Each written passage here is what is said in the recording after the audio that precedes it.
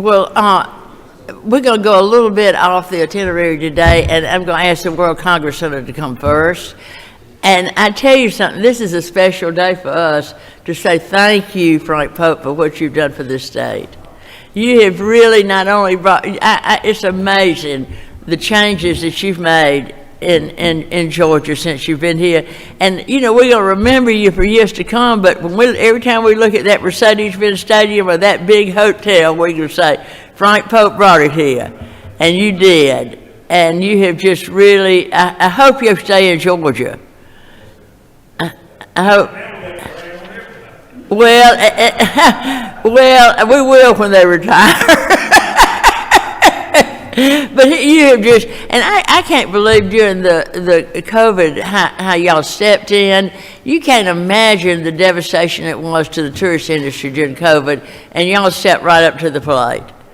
And you know, I just admire you and appreciate it, and thanks for coming our way. And you have indeed made Georgia a better place to live and for people to come visit. And I would have to say this, that you don't do anything by yourself. And we have a great team. Kevin Duvall, our Chief Operating Officer, is here today, who has been at my side through a lot of the projects that we've tackled that you enumerated. But the General Assembly played a significant role in each and every one of those projects through the support that you provided us and funding and so forth. And so we're so grateful for that, and so grateful for your leadership with this committee and your support of the Congress Center over the years. So well, we might have furnished the money, but you came up with the ideas. Okay.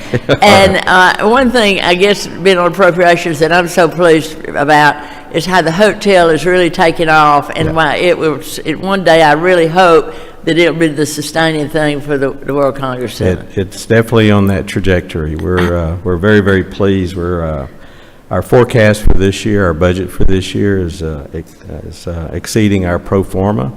And we had a sort of a slow ramp up in July January, as we were getting ready to open, but February and forward is full on, and we're very excited to see the results that we projected, coming to reality. So we're very happy about that. Well, thank you from the bottom of our hearts for everything. Well, thank you so much, Madam Chair, and appreciate the opportunity to stand before your committee today to talk about the Congress Center. We like to tell you about the numbers that we've generated and activity that we've supported. Fiscal year 23, we wrapped up. We hosted over 170 events, welcomed 3.2 million people to the state of Georgia and the city of Atlanta. Had an economic impact of $1.7 billion for the state of Georgia. Supported 16,500 jobs, which is not inclusive of the jobs that we are seeing realized as a byproduct of the hotel coming online. And then we like to tell you about the direct financial impact to the Treasury of the state of Georgia, and that is $88 million, which just is really reflective of the activities on our campus and the sales tax that's generated off of those activities that we support. When you go to the next page, our championship campus is going to support over the coming years not only our major convention trade shows that we annually host or biannually, the woodworking fair that comes every 2 years, our longtime customer, poultry and egg, with their processing show that's an annual customer of ours. We're also introducing in 2025 a relocation of a major meeting out of my former home, Dallas, Texas, the Dallas Safari Club, which is a significant addition that comes in early January, and their first year is this next year. So it'll be their meeting will be with us for the next 5 years as Dallas goes through some changes with their convention center. So this will be a major add to the campus. And then you've heard the announcements about FIFA World Cup. State of Georgia is going to host 8 of those games, including a semifinal. And that's going to be such a significant impact on the state of Georgia financially and really the exposure to the world for what the customers and the fans that they bring. And then in 2025, not to forget, the college football championship. This will be the first championship game that's returning to a city that they've played in once before. And Atlanta and the state of Georgia are the only city, is the only city and state to realize that. So we're very, very pleased and excited to host them this next year. And then the end of this year, the Peach Bowl will have a quarter, I guess it would be in their new scheme, sort of a quarterfinal game as part of that playoff championship. So it's exciting times for the state of Georgia ahead. We oftentimes are asked, if you look on page 4, how much do we reinvest back into our facilities? And so this is sort of our tabulation track record of how we reinvest with our own financial resources.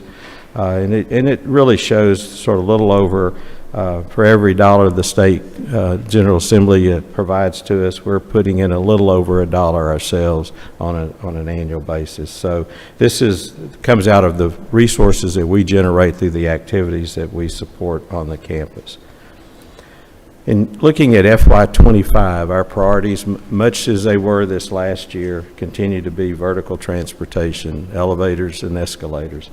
With the funding we've received to date, we've are replacing or updating 33 of our 60 plus units, and then an additional 2 we're self-funding out of our own resources. So Governor Kemp has recommended an additional $10 million to come towards vertical transportation in this FY25 budget. We're grateful for that support. We're going to continue to push forward in updating escalators, but we're also going to start tackling some of the elevators, in particular in the red deck, which is our major parking facility in anticipation of certainly the ongoing activities that we have, but also World Cup and the college football championship that I spoke about. So these projects continue to be extremely important to us. Our escalators, for the most part, have exceeded their useful life expectancy of 25 years. And then some of the elevators that we're going to be tackling in particular in the red deck and a few other critical areas around the campus are really those that we find the most challenges with. A lot of entrapments, a lot of repair calls on those units. And I've given you some of the statistics associated with that on page 6 in the deck there. So those are going to continue. We're going to continue to push forward with that priority in vertical transportation. And so as you go into page 7, we just speak about the importance and the project need associated with that I articulated. We still have escalators in Building C that we're going to continue to tackle, and as well as the elevators that I mentioned to you in the red deck. And looking at page 8, we like to talk about the things that we've completed with your support. The BC Exhibit Hall, as shown on page 9, the Andrew Young International Pedestrian Mall that we've completed, the transportation terminal has been completed. Roof replacement is ongoing, but is making good progress. So we'll continue to push forward on that project as we go through this current year and fiscal year. And then certainly the Signia by Hilton Hotel that we opened with our ribbon cutting back earlier in January. As I mentioned in my previous remarks, we had a slow ramp up in January by intent. But February through the balance of the year is looking outstanding for that project and what it will do for the Congress Center long term. Just as a reminder, it's a 40-story, 975 rooms, 40,000 square foot ballroom, and it sits in the footprint of the former Georgia Dome, as well as on top of the gold deck that some of you may recall outside of Building C. And then some of the pictures and renderings that you see, really, if you've been there or had not had the opportunity, certainly let us know. We'd welcome to tour you that complex, but these renderings really don't do justice to the actual product that you see on the ground. And we've got a few of those sprinkled in here on pages 11 and 12. So that concludes the remarks I have for the committee this morning, and certainly would entertain any questions that you may have regarding our funding or any of the project or the activities that I spoke to you about. Thank you. One question. Well, when we do these elevators, I think that's in the bond package for Yes, the ma'am. elevators. Escalators, will all escalators be fixed? We will get really very close to having all the escalators completed. We've got some, as I mentioned, some critical needs with elevators, so we'll need to address those, but we'll get really very close to completing the remaining numbers. Won't be there quite yet, but it'll be close. Any other questions?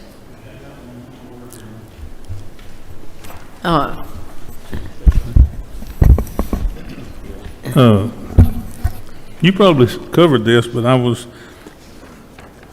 probably missed it. Escalators. Yes, sir. Tell me about how far along we are in that project. Out of the 66, we've completed 33, or we'll have completed 33 with the funding that we've received. An additional 2 are self-funding the renovations on those, so 35 total will be updated. And then there's the remaining number. Well, are they currently all operational? All of our units are operational, and by baling wire and chewing gum for a lot of them, until we get to the renovate, because we're staging the renovation of those units because of the activity in the building. So our contractor stays on site basically every day of the week. Are you looking at when's completion maybe, or? Most likely with the event activity, it'll carry into next year before we get the current group completed, just because of the activity we've got in the building. Thank you. Yes, sir. Chairman Green, did you have a question? I was just going to say, it's not many individuals that are left in the legislature that remembers, Frank, the beginnings of the World Congress Center and what it means to the state of Georgia. Y'all do a tremendous job. Thank you. Thank you very much. Any other questions? Thank you, and we hope you'll stay around and for a few more months, a few Yes, more ma'am. years. We need you. All right. You're not rid of me just yet, but. No, we aren't ready for you to go. All right. Thank you, ma'am. Thank you. And I just want to say, I see a friend of mine in the back, Ann Purcell, who was a representative for a long time, and now she has been with the DOT board. And are you chairman of the DOT board now? Vice chair. And I don't know anybody that works any harder to improve the transportation and the roads in the state of Georgia than you do, Ann, and thank you.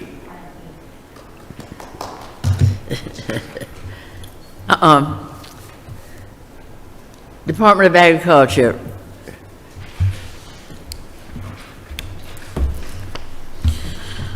Good morning, Madam Chairman. Good morning. Good to have you back. Well, it's good to be back. Yes, ma'am. Good to see you. I appreciate you and the committee, and definitely just appreciate the opportunity to talk about FY25, what the budget, what the governor put in, and what our needs are. And so we'll just dive in really quick. I always like to kind of talk about this, but at the department we have about 22 divisions. We issue over 70 different licenses every year. As I've told y'all before, about 81% of our funding comes from the state, about 19% of our funding comes from the feds. And we currently have, including the commodity commissions, 23 attached entities to the Department of Agriculture, which we administratively oversee. I think that's always something to point out. So with that, just kind of diving off into our budget FY25 and what the governor's recommendations are. As all of you know, the governor has recommended a 4% COLA for all state employees. That's also for our folks at the department. We are very appreciative of that funding that will help us tremendously in recruitment and retention. And we'd obviously appreciate the House agreeing to that. In addition to the 4% COLA, the governor, in his budget, also included an additional $2,000 pay raise for our Consumer Protection Division, which is primarily our inspectors, and that will go a long way in helping us with our recruitment retention, because that's where a lot of our issues are. Just to kind of dive off into this a little more, currently, a 4-year bachelor degree, if you come to work for the Georgia Department of Agriculture, what we are funded by the legislature to pay that position is $39,500. So that's what I have to as a starting salary for 4-year bachelor degree folks that come work for us. The 4% pay raise and the $2,000 additional will take that to about $43,000 basically, which is a step in the right direction. We would really like to get that number to $45,000 if we could. So if the committee and the General Assembly would be willing and interested, we'd be open to that conversation on helping our folks out to ensure that we have a baseline of funding so we can work on addressing the needs that we have, which, as I've told you before, we have significant vacancies. Matter of fact, our latest vacancy report that just come out this week pegs it at 98 vacancies in the Department of Agriculture, and a lot of that is due to retirement, but also a lot of that's due to people going to other jobs that for all practical purposes they can get better wages and better salaries. So working on that would be a big help for us. So we're appreciative of what the governor did, because it's taken us a long way in the right direction, but any additional help would be appreciative. Our lowest salaries right now are around $35,000. Those would be individuals without a bachelor's degree. So the 4% and the $2,000 takes that to about $38,400. And so obviously any additional help on that would be appreciated as well. We also were included in the governor's additional funds specifically for post-certified officers, and that's included in our budget as well. Moving on, in addition, in the governor's budget, there were increases in funds for all of the adjustments for DOAS, GBA, and GTA. That's about $550,000, and we're thankful that they put the funds in there to cover those additional costs and those additional expenses that we incur as an agency. We would appreciate the House keeping that in. That would be very helpful for us. I'm going to come back to the EV conversation really quick. I'm going to hit the other two line items first. As many of you know, I've talked about the Feral Hog Task Force and our work with DNR and USDA and the conservation districts in our efforts. We have asked for the $150,000, and the governor agreed, and we appreciate that in helping us fund our agreement and our work with those combined government agencies and entities to address the feral hog issues we're seeing in our state. We have rolled out a pilot program that just started over the last couple of weeks in the Middle District, and that pilot program so far has been successful. And we believe that we're heading in the right direction and working to address this issue, but that task force is doing significant work in trying to address crop depredation, especially when it comes to feral hogs. We know that deer also pose an issue when it comes to crop depredation as well, and that's definitely something we need to continue to have a conversation about how we best address that, and how we encourage hunters, as well as utilizing programs like Hunters for the Hungry to help address that issue in our state. But we're doing a lot of work in this arena, and we're very proud of where we are, especially related to feral hogs, but we know we have more work to do, and we're willing to be a willing participant in that and helping address that issue. Also, the true up on the Agricultural Trust Fund was included. All of you, I believe, are familiar with the Ag Trust Fund and the funds we use that for upkeep and maintenance at the markets, as well as as well as other marketing-related items through the department. Getting back to the EV conversation, the governor did include funds for inspector positions for the electric vehicle program. I think all of y'all are familiar that the House struck the funds in the amended budget for the equipment for the EV program. I think going forward, we just need to make sure we have a clear conversation on what our responsibilities are at the department. Current law says we got to implement this program in January of next year. As long as we have the funds to do that, we can do that. But we are definitely open to the conversation on what the General Assembly may or may not do. I'm assuming if the money was struck, that there may be a conversation ongoing about maybe extending that a little bit. I will say, though, in regards to the funds that are included here, we at the department do think we could utilize funds for a pilot program to find a way to ensure that we can implement this program as effectively as possible whenever that date may be. And if we're included funds to do that, that would help us in that effort. Obviously, I've told y'all the cost of the EV testing equipment, the fact that right now there's only one company that we're of that makes that. We're in conversations with the university system and others of trying to find some other ways to address this issue and find some other ideas to help us find a solution to the problem, so to speak. And if we were able to get some pilot money to help us with that, I think that would help us get to a point to where we would be ready to go in an efficient, effective manner and be able to spend taxpayer dollars as effectively as possible to implement this program at the same time. So, that said, I think depending on where the ball lands right now, you know, if we're to implement this in January of next year, we need the funds. If that ball was to roll down the court a little bit, we would appreciate leaving some funds in for us to implement a pilot program. And so I see some mics moving around. I'll take a pause, Madam Chairman, right there, if you would like, and answer questions if I need to, or I can continue with my program and we can answer. Okay. All right. So that's everything on that particular issue, and we appreciate our work together in working to address this, and we want to do it to make sure we can do it as effectively as possible.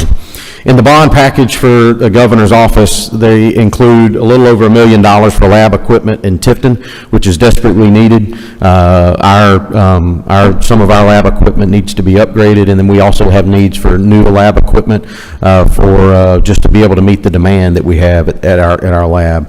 The governor also included the $3 million that we requested to install a new chiller and a new generator at the lab. That's $1.5 million apiece for both of those.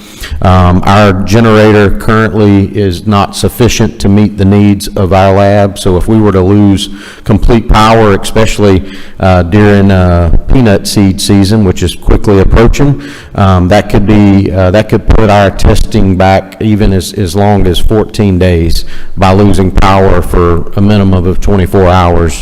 So having a generator that would be sufficient for us to carry out our work in the lab is important, and obviously the new chiller will help us with our issues within the lab itself to ensure that we're able to continue to do what we need to do to be successful in our laboratory network. So we'd appreciate if y'all agree with that and keep those in.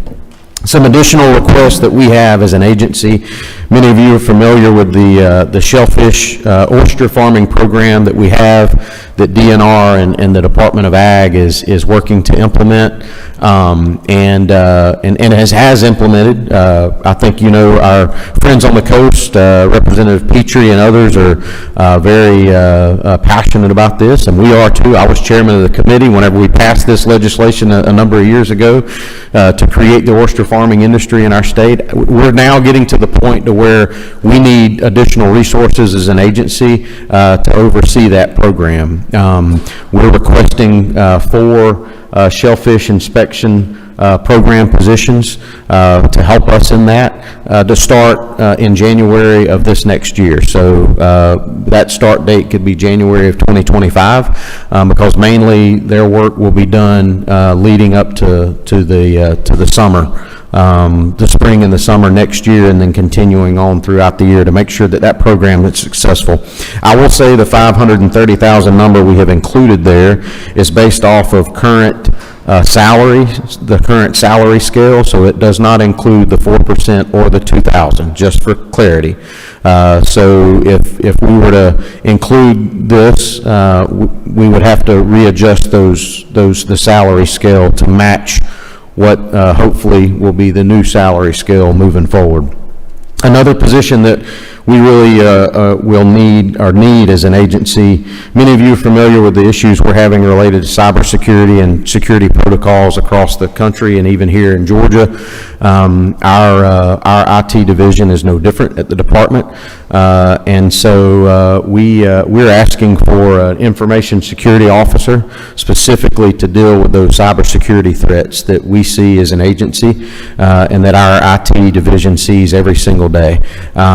This would help us ensure that our agency is protected from those threats that not only come from here domestically but come from around the world. And as many of you know, our databases are very vast. We have a lot of information stored on our databases at the department, and protecting that is critical, and this will go a long way in helping us do that. In addition to that protection of that, protecting the critical infrastructure in relation to that is important too, and we do have some IT upgrade and enterprise network upgrade needs that we have as an agency, and we can detail those out and get you the detail on that, but that total is about $550,000 for those upgrades, and whether that's in cash or in a bond, obviously that's a decision by the legislature, but we would appreciate the consideration in helping us get those needed upgrades for our system. Couple other things, and I'll be done, Madam Chairman. Many of you are very familiar with the Veterinary Education Loan Repayment Program. This has been a successful program in getting especially food animal vets in rural parts of our state. We see a significant need in food animal vet needs across Georgia, and this repayment program goes a long way in helping with that. I know we've been working with a couple of members of the General Assembly, and Representative Huddleston has a piece of legislation that we've been working with them to help maybe increase the availability of this program, and in doing so, obviously it would come with an increased cost. Currently, the program, we divvy out about, I think about $80,000 a year, I believe, through the program, and that's to 5 recipients. Based on whatever the legislation is that is passed, well, obviously, we would have to have the appropriations to match that, but we think if we could increase that opportunity to more individuals, that gives us more vets around the state, especially in the rural parts of our state, and that's been a very successful program, and we're very supportive of it, and we run that and operate that through the department. In addition to that, our mental health program that we operate at the department currently is fully funded by a federal grant. That federal grant actually expires in August of this year. My understanding is there will not be a renewal on that grant. We are trying to work with our federal counterparts to encourage them to do that, but that said, I've told you before about the issues we have seen in mental health specifically related to agriculture. I think we have done a lot of good work through the department to help address that in the rural parts of our state and in agriculture in our partnership with DBHDD and UGA. So we would like to continue our efforts in mental health at the department and continue to help those that help feed us. And so any efforts in that conversation, we would appreciate a continued conversation on helping us continue those programming efforts at the department. We discuss this a lot on federal reimbursements. It takes us about 6 to 18 months to get reimbursed by the federal government, more on the lines of the 18-month time frame than the 6-month time frame, unfortunately. So anytime we do pay raises, which we are all for, I just always want to make sure you understand that, that those pay raises come with a cost to us as an agency, because some of our employees are funded 50% by the federal government, others are funded 20 to 25% by a federal grant and a federal program. But obviously, as the commissioner, I'm not going to not let that particular employee not receive the same benefit. So there's a cost to us as an agency to fund those pay raises, the 4% or the 2,000, and so we have already started those conversations with our federal counterparts to get those reimbursements in line with what the governor has put in his budget, but we're still waiting on those reimbursements from the pay raises from last year, just to put it in perspective, so you know. So it's one of those things that we request, we ask, and then it becomes a waiting game on getting that federal reimbursement from our colleagues on the federal level, and it's not always promised either.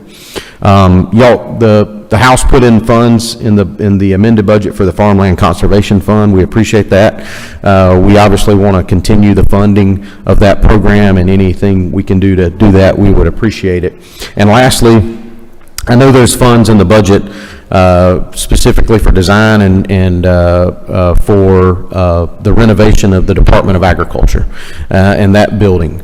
And that's not in our budget, obviously, but we know it's in the budget. In that conversation, we appreciate it, first off, and we support that. It's a 1950s building that is, I think it's the only building on Capitol Hill that has not been or is not in current renovation status. So we do definitely support that. But I think in this conversation, I've brought this up before, but I want to bring it up again.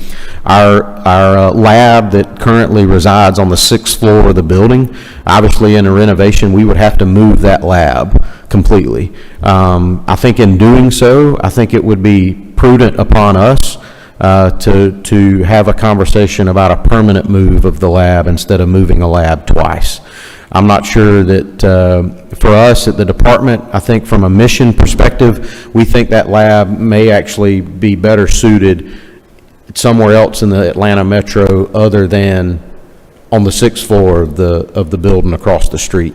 And so we would appreciate any conversation on that, or hopefully we're able to maybe get some additional funds on the renovation side, so GBA can have that conversation on how we can best suit the lab and where it would be best suited for us as an agency and best serve the citizens of the state. So with that, Madam Chairman, that's our budget presentation. I appreciate you. I appreciate this committee. I appreciate our work together, and I appreciate what y'all have done to help us as an agency.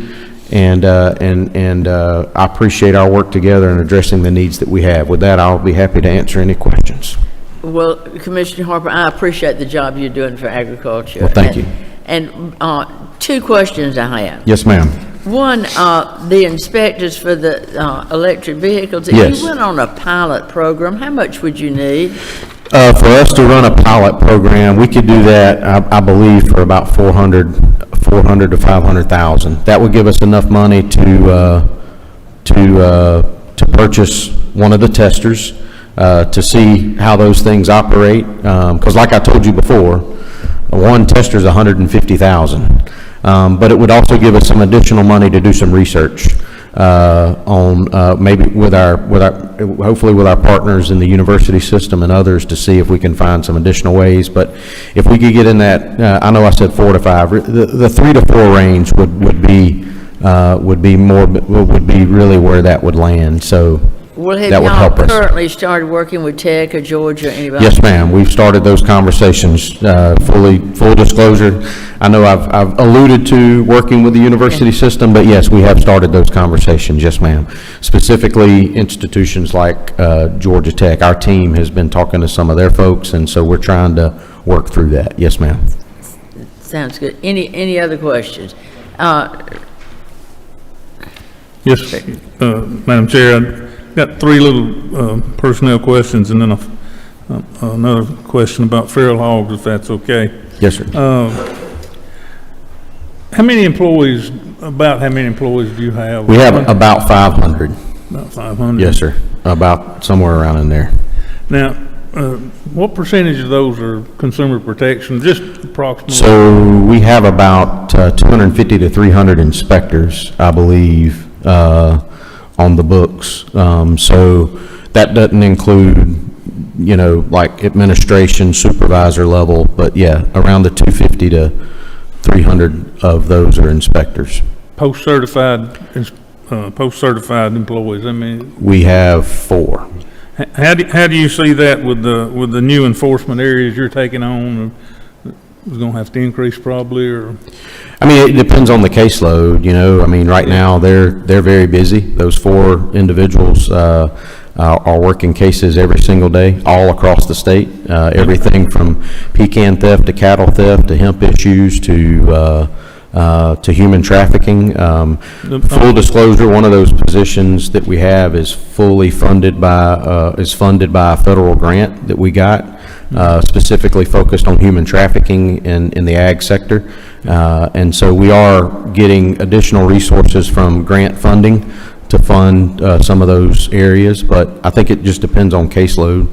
I was thinking about the THC Yes, sir. situation in the stores. So our department obviously is, the Department of Agriculture is the department that is over the hemp program. That is our purview, our operation. We do see significant issues especially in the illicit black market, especially in the hemp program. And we have been working with our counterparts, local and state, across the state, to work on that and address that. I will tell you though, from our perspective, and we have some legislation that we are working on this session to help us address that, but in some areas as a department, we have handcuffs that doesn't allow us to do what we need to do to address those issues, to help fix the problem, to help ensure that one, we're protecting our citizens and we're protecting kids, and at the same time, we can have a hemp industry that actually is vibrant in our state, that is successful. We're ready and willing to do that. That is our prerogative. That is what we do. The hemp program is all Department of Agriculture, and so we're asking, from a legislative perspective, we're asking for that assistance to give us those tools we need as an agency to help address the problem, and work with our sheriffs, work with our prosecutors across the state to help and our chiefs to help address this, and so we're working to do that, and so they work on those cases as well, and so anything you can do to help us on the legislative front to help us get those tools we need to help fix it, we'd appreciate it. One more, Madam Chair. I never. We had a hog lot, like with a W hog lot. Then you had to walk by it every day out of necessity. You had to go by the hog lot where you're headed. And I ran a lot of little piglets when I was younger. Mm-hmm. And this feral hog situation, probably in the early 70s, which puts it 50 some odd years ago, I saw my first damage from feral hogs in South Georgia. The question is, are there any domestic piglets that have stripes on them that you've ever seen on anybody's farm? I'm just wondering if born with a camouflage stripe on them, like literally. The question's coming, where do these stripes on these feral piglets come from? I guess it depends, right? So have there been domesticated swine that have been introduced into the wild? Yes, that has happened. Yeah. Which in that case would cause the crossbreeding between the feral and what used to be domesticated swine. So there is possibility that there has been breeding across the domesticated and the feral. My question really is, it appears those stripes they're born with go away, which puts them in like a wild animal, like a fawn has spots. Mm-hmm. And it's pretty amazing that those things, to me, that's something they've developed, unless we ever did have any Russians introduced into the state of Georgia, which I don't know of any that ever were. I'm not aware right off to that point or to that question, but I will tell you, regardless of the issue, as you pointed out, feral hogs are a problem. We have strengthened our laws significantly in the state to help address that, to keep people from dumping pigs out. It's a significant penalty now under the law, but obviously you got to catch them. But we're working to address that issue as best we can. The damage now is so great, I don't even see how they even assess or appraise the damage. Yes, sir. It's pretty significant. Thank you. Representative Ridley. Thank you, Madam Chair. Commissioner, you was talking about earlier about the pending legislation on the hemp. Yes, sir. Some more tools. Could you elaborate on that just a little? I can. So we actually have a number of bills we're looking at. We have one bill would specifically address under 21. It would address requiring labeling. It would address issues to ensure that consumers understand THC content and what's involved in that particular deal. And it will clarify the law related to the department's police authority and powers that we have, and that I have as a commissioner, to ensure that we're able to go after those folks who are not abiding by the law. But not only in that aspect, it also clarifies the law from the standpoint related to our authority, related to anything from cattle theft to stealing pecans or pecans or whatever you want to call them, and everything in between. We also have legislation related to licensing, and clarifying on the licensing structure what that looks like. And then we're looking at, we also have legislation related to issues where we've seen in other states that they have addressed on the lookalikes, where you have a package that looks just like a regular pack of worms or Doritos or whatever, which is enticing to children. And we've seen cases. We had one just this week where a first grader here in the metro area was sent to the emergency room. And so those are things that we've got to work to address. It's becoming a public safety issue. We're committed to addressing it at the department. We just got to have the tools to do it. Our law enforcement unit and our entire division at the department, as well as our hemp inspectors and others, we're willing to go to work to help our local law enforcement, help our district attorneys, and help others address the issues they have related to agricultural related crimes, and also address the issues related to hemp, and ensure that it's a thriving industry in our state, but we're also protecting our citizens at the same time. All right, Madam Chair, follow-up question, and I just have one more. And it's a huge deal from stuff coming from China and other countries. Where's that current legislation? Is it in the House, or is it over? So we do have a bill in the Senate, and there is a bill in the House currently. It's two different bills, or is it? There actually is a number of bills. We've split this up into a number of different provisions. I know Representative Perkle has one, Senator Randy Robertson has one, Senator Sam Watson has a bill. And so we've been working with our partners to try to get that addressed and get it across the finish line. So to the members of the committee, anything y'all can do to help us with that, to help our citizens, to help our state, and to help my team at the department do our job, we would appreciate that. Well, thank you, and I agree with you 100%. Last question. I know there's a bill about doing vape registries, which is we've seen kids and even in my area that's got a hold of some vapes that's come around, and I think that current language has got y'all being over that if it does pass. Would y'all be able to use the same people that y'all use for the hemp protection, since it both be in the same place? So yeah, so that's one of those bills we're looking at as a department. That's not a department bill, but definitely something we're willing to have a conversation about how we would do that. But yeah, to your point, we could use some of those same individuals to help us address that issue as well. And we're willing to do that. I think I meant to say Representative Corbett also has a bill as well for us, but look, our team's ready to go to work. We want to protect citizens. We want to help protect industries. That's what we're here for. That's what we do, and our team's ready to do that. We just need the help from the legislature to ensure we have the authority and the clarity in the law that gives us the ability to do that and ensure that we can address this to the best of our ability to protect our state. All right, thanks so much. Representative Bone. Thank you, Commissioner. Just one question on the information security officer position. Yep. Did y'all consider possibly contracting that service out? So to your point, we haven't had that conversation internally. We could definitely discuss that internally, and I'll talk with our IT division. This was a request that in conversation with members of the General Assembly and others about where our cybersecurity stands over the last couple of months, we've been doing an internal look at that, and this was a need that we quickly realized that we had as an agency, and that's where this request is coming from. And my CIO has brought this to my attention as a need we have to ensure that we're protecting our agency and our security needs on the cyber side.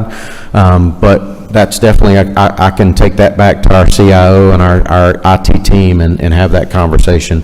But we'd be willing to discuss that. But this was a request that we had for us to address it internally. But we can have that discussion. I think the addressing is absolutely crucial to what you do, and everybody should. My only comment regarding that is sometimes, with contracts, you can always adjust as needed, and then a lot of times some of our private partners are Yes, sir.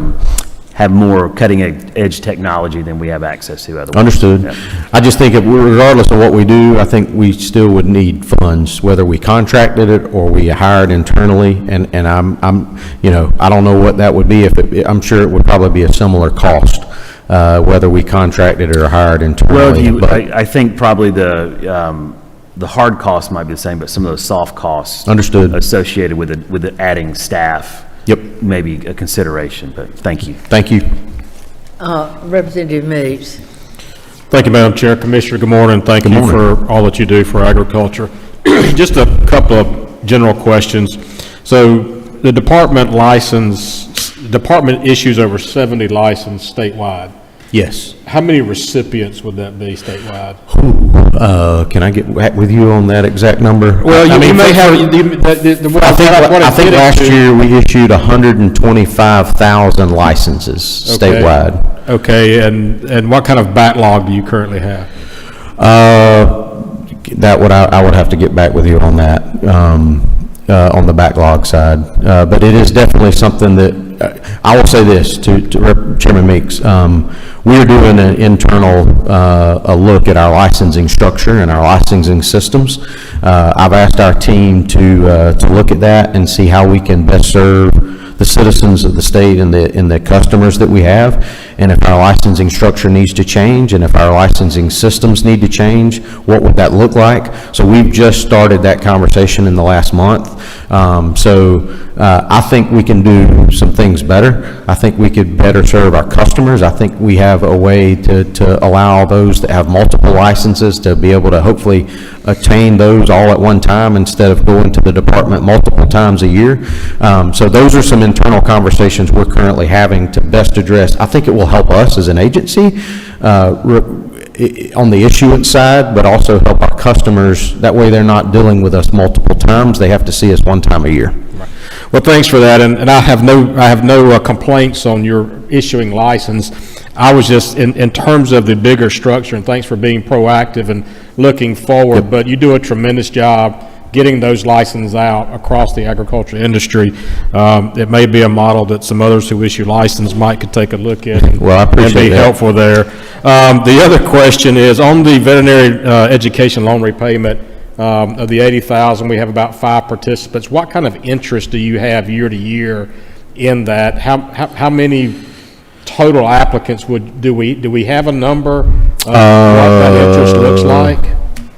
We can get it to you. Okay. I don't have a number right off the top of my head, but I do know the interest is significant. I I can't tell you how many applicants we have every year, but we will get that number back to And you. just in terms of working forward and with Representative Huddleston to Yes, sir. try to address the issue of veterinary shortages Yes, sir. across our state, Yep. particularly large animals. Well, and So- to your point, I think we could probably do a better job of advertising the program as well, and if we had those additional resources, we could definitely work to advertise to make sure more people know about it, to encourage more food animal vets are in rural Georgia. Thank you, Commissioner. Thank you, Madam Chair. Representative Green. Thank you, Madam Chairman. Commissioner, when we go back to the feral hog thing, that was one of our high priorities in the Rural Council this summer and fall. What is the DNR going to be in conjunction with your pilot program? Are they going to be working with you? Yeah, so on the feral hog, so the pilot program that we're doing is being done by the task force, which is made up of Ag, DNR, the conservation districts, our USDA friends, as well as some of our friends from the Warren L. School of Forestry at the University of Georgia. So the task force is overseeing that pilot program. So all of these individuals are putting a little skin in the game? Oh, yeah. Yes, sir. So everybody is putting some skin into the game, into the task force. We're not the only ones bringing money to the table. USDA, matter of fact, USDA actually is providing the task force commander for the task force, which has been phenomenal. So, and they're also helping bring some additional resources to the table. DNR and others, including us, everybody's bringing resources to the table, whether that's through grant money or federal funds or state appropriations.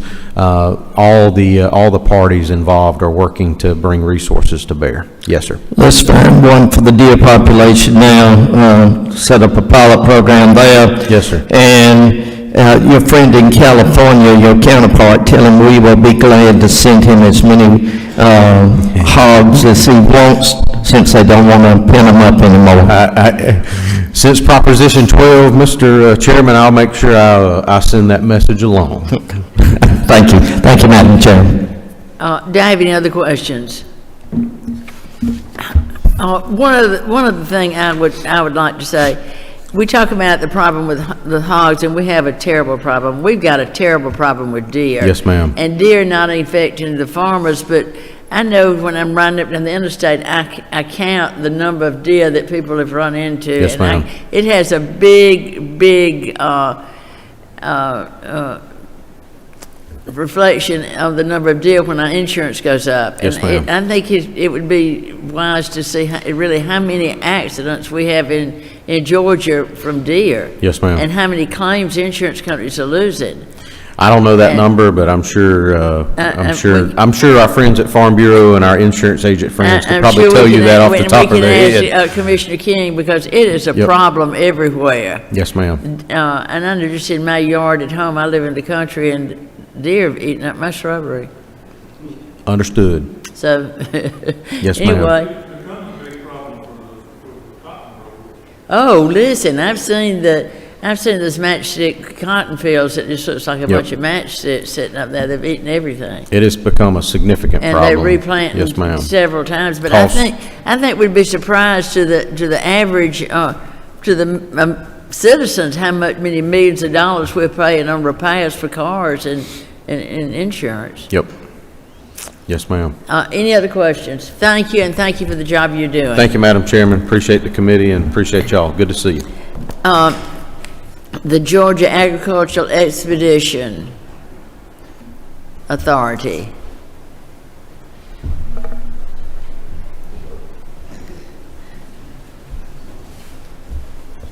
Good morning, Madam Chair, members of the committee. Thank you for the opportunity to come and talk to you this morning.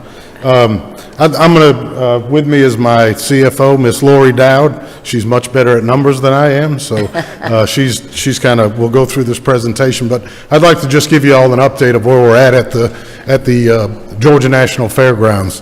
Currently, we consider ourselves the World Congress Center for young people who like to show animals and get involved in agriculture. And our mission is to get those young people to spark an interest in them, to get into, whether it's through technology or becoming an actual farmer, into the field of agriculture. That's what we're there for. And we're seeing a tremendous growth in youth interested in showing or displaying their projects with us. And if you go into the budget, the governor has been gracious enough to start us off on a new small species barn and an arena, and we'd appreciate consideration to let that stay in there. We're experiencing growth on our equine side, the equine business. We saw it through COVID. We saw it through the recession in 2008. It continues to grow, and I'm happy to report the Georgia National Fairgrounds and Agri Center in Little Perry, Georgia, is probably the elite facility in the country to show your equine. We turn away business every week. Our dates for shows are full, which is a great problem. So, like the World Congress Center, we have started construction on an on-site hotel that will connect to our Miller Murphy Howard Convention building. We're hoping that increases our commercial business. Right now, equine agriculture, that's our bread and butter. We're hoping the addition of this hotel, now it won't be 900 and something rooms, we're starting at 129. So, but we see it as a start to really upgrade our commercial business.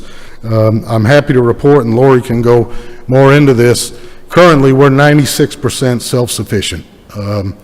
Other than bond asks, we reinvest just about every penny that we have, other than making payroll, back into the facility. The facility's 35 years old. Roofing needs are something that we're looking at. Also, the expansion for our young people of their opportunities to display. So I'll stay up here for questions, but right now I'd like to turn it over to Lori. Hi. Good morning. I'll just jump to the meat of our presentation here, page 8, if you will. Like Stephen said, we're asking a total of $22,978,000 for new construction and $1.7 million for major repairs and renovations. Governor Kemp has graciously recommended $21.54 million in his budget for the construction of that new barn and arena that we need for the increasing number of youth livestock exhibitors we have. So what we need is another $1.2 million to offset the cost of the design of that barn and arena. So we are asking for that. We also, given that expanded business and all that we're going to get, and to service our current customers, we are asking another $500,000 to expand our RV sites. We need to add about 40 more 50 amp sites, and we need to convert 80 of our 30 amp sites. So hoping that will help us stay at capacity with RV reservations and service all the new folks coming in. I've estimated approximately an additional $200,000 a year if we can get these additional sites, $200,000 of revenue. So just a little more to get us on the road to being self-sufficient. We do, like Stephen mentioned, we got some aged buildings. We got some roofs that need repair. We've been talking with a roofing consultant. We got 3 roofs we want to start with, and those are about $410,000. So that's our restaurant, which as of January 1 of this year, we actually have purchased the on-site restaurant, catering, and concessions at the fairgrounds. So we are taking that on. Cox, who's been there 30 years, 25? Yeah, since the beginning. They've retired, and we could not find a buyer. So we have taken that on. We've added staff and all the things that come with frying chicken and making hamburgers. So there are some repairs that need to be done to that restaurant roof. It's been overlooked for years. So we need $410,000 for those roof repairs. We need to renovate 8 of our bathrooms all around the facility, in our barns and in our midways, because, on our midway, because with all these youth out there, the bathrooms in the barns, they take a lick. So we need about $445,000 for those barn renovations, and we're working on getting our fire alarms and safety systems upgraded and up to date. We need $345,000 for that. So a total $1.2 million for major repairs and renovations, facility-wide. Last thing is a storage building for our shavings. We do provide and sell shavings on site. We sell so much of it, though, we don't have anywhere to put it, so we're having to put most of it outside, and when it rains, they get messed up, they get stolen, so we just need a secure place to keep that revenue generator going. So again, that'll work on getting us a little more self-sufficient as well.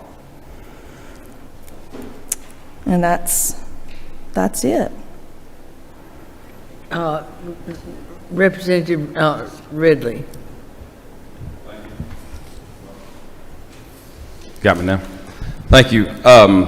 You talked about that the equines really increased, and I know, I think back during COVID, they moved the Augusta Futurity to Perry, and I think the NBHA World Championship for the teens has been moved there. And I know that was kind of a move. How does it work as far as promotion-wise? Is that under whoever's, if they move, is it under the promoters that put that show on there, or is that something y'all do? Well, we sell our facility every day, but like I said, our reputation, it sells itself. I mean, we've got national shows from all over the country who want to come to Perry. So our slogan is nobody does it better. If I'm going to take an example, NBHA, they're based in Texas. Right. That's their home, but they come to Perry for both of their world championships. So I think George is very fortunate to have what we have in Perry here. And I agree with you. I guess, do y'all promote that, or is it up to NBHA to promote that? It's up to NBHA to promote it. We do inside also. Okay. It's a combination between the both of us. Okay, and it's the same thing with the Augusta Futurity. It's up to them to do the promotion, to try to get the vendors there, et cetera? Absolutely. We're the rental facility. Okay, Right. okay. Yeah. That's what, I just had some complaints about some things, so I was wanting to see exactly who's supposed to be in charge of getting. Hopefully it's not us. Okay, thank you.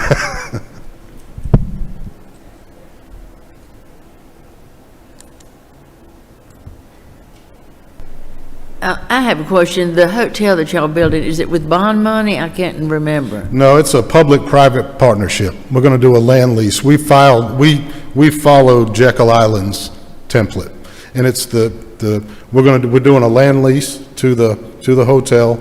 They're investing $30 million onto our property. It's 3 acres. We get a percentage of their gross revenue quarterly. So we see that as an opportunity again. How much do you think you'll be generating a year to help run the fairgrounds? We're projecting between $100,000 and $120,000 a year that will come. From generating from the hotel? Right, 129 rooms. It'll have a full restaurant in it. Same developer that built the Westin on Jekyll Island. Okay, And it'll be a Marriott product. all right. Representative Harbin? I'm gonna ask a question, I'm gonna brag on them a little bit, if that's okay. Last year, we were talking, we're building a small animal barn, or that was what that was? How's that going, already complete, or? That's what this request is. Oh, we're still on, Right, we didn't get the funding last year. Well, whose The fault governor, was the that? governor has put in $21,500,000 into his budget, and that's what we're hoping it'll stay in there, and y'all may give us a little more.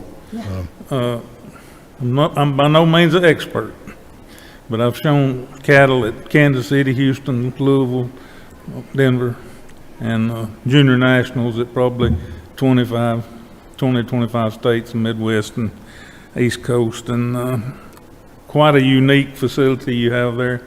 I think it's you drive by there and you don't realize it's If you've done this before, it's very, very accessible. Till this day, 20 years ago, we had a junior national there, and the kids that are now in their 40s, 30s and 40s maybe, are saying that it was by far the best one they've ever been to. It's a treasure for this state, and we appreciate you very much. Thank you so much. Thank you, and thank you for what you're doing for the young people in Georgia. Thank you. Any other questions? We're trying to keep up. Yes. And make sure that we're the top anywhere. Good. Thank you. Thank y'all. Department of Economic Development, Commissioner Wilson.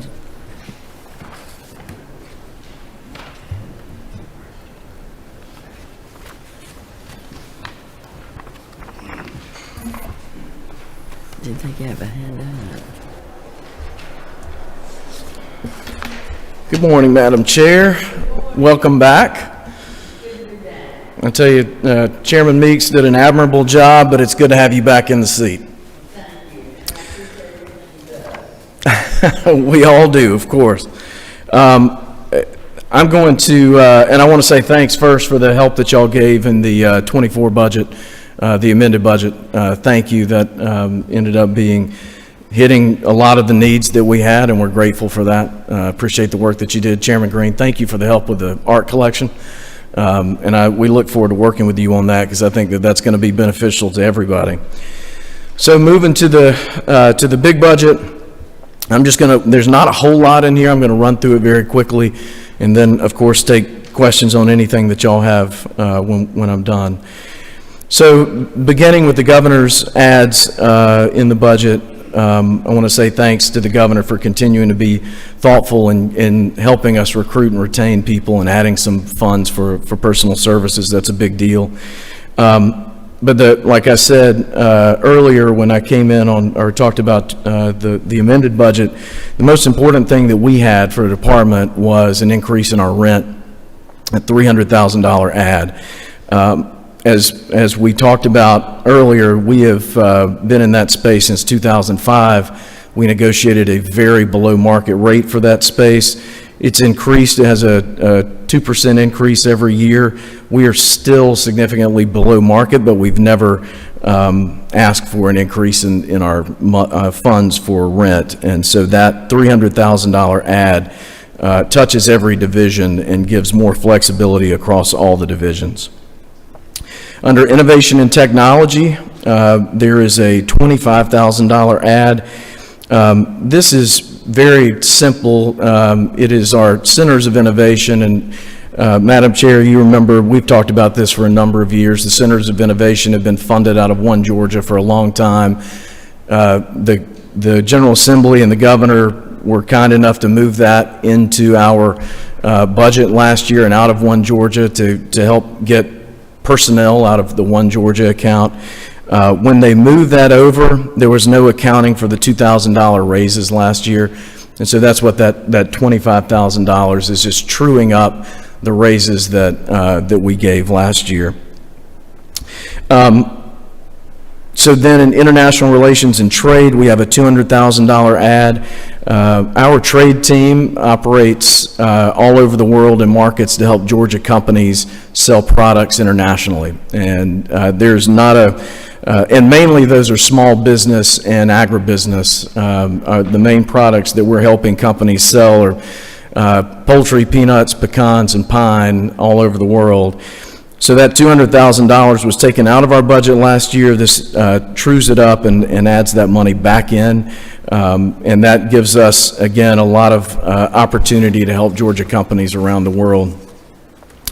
And then in the rural development section of the budget, we had 3 ads in this section. The first ad, $450,000. This is to increase funds for 2 workforce development positions. One is for Rivian and one is for Hyundai. When the governor was working on negotiating those projects, one of the incentives that we offered them was to invest in our own people, and that's workforce. And so these two positions were helping them recruit the 7,500 jobs and the 8,600 jobs respectively for those two projects. And so this would be fulfilling our final obligations for Hyundai and Rivian. There's a $200,000 ad for a site development specialist at the department. We've talked about this a good bit over the years too. The department has, we as a state, honestly, have been a victim of our own success. We have filled up our best sites around the state, and we, in talking with the governor, would like to develop a program under One Georgia that would allow communities to apply for state dollars to match and create new sites. We don't have that expertise at the department. We would like a site development specialist to come in and assist with this new program and help communities help themselves, really, and develop new sites around the state that will help us continue to grow.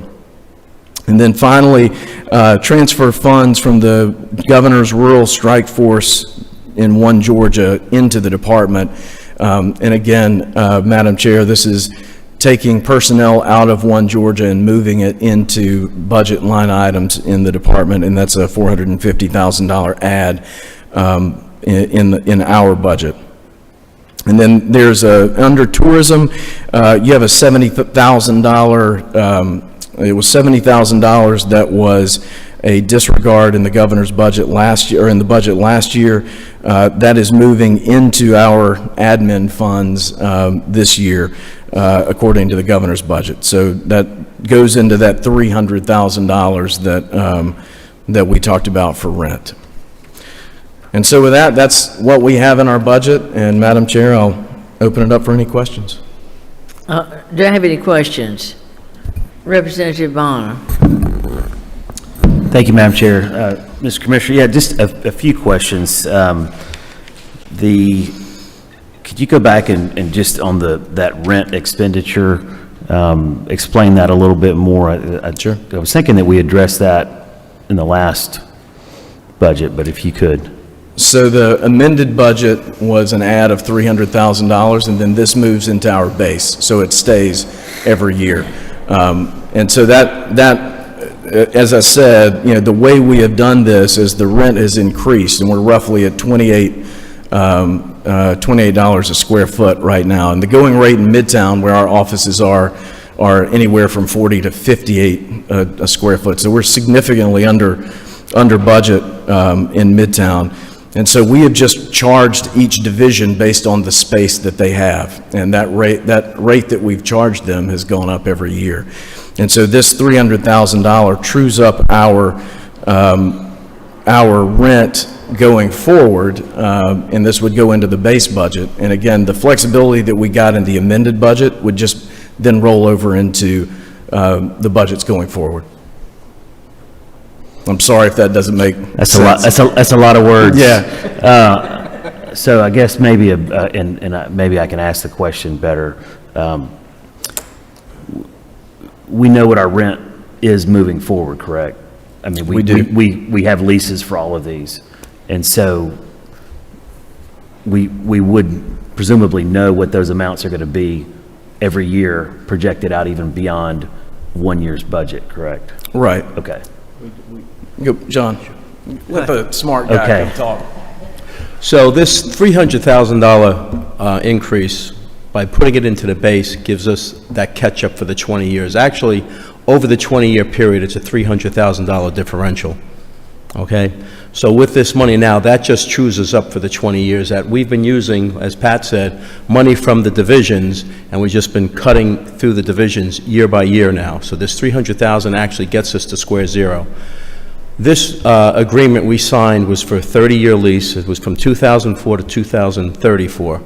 We have the rental rates that go out to 34, and I think it goes up to maybe like $32 a square foot. We're paying $28.47 a square foot right now. You factor that out, about 47,000 square feet we have, you're talking about $800,000, $900,000 savings we're having now if we're paying current market rates.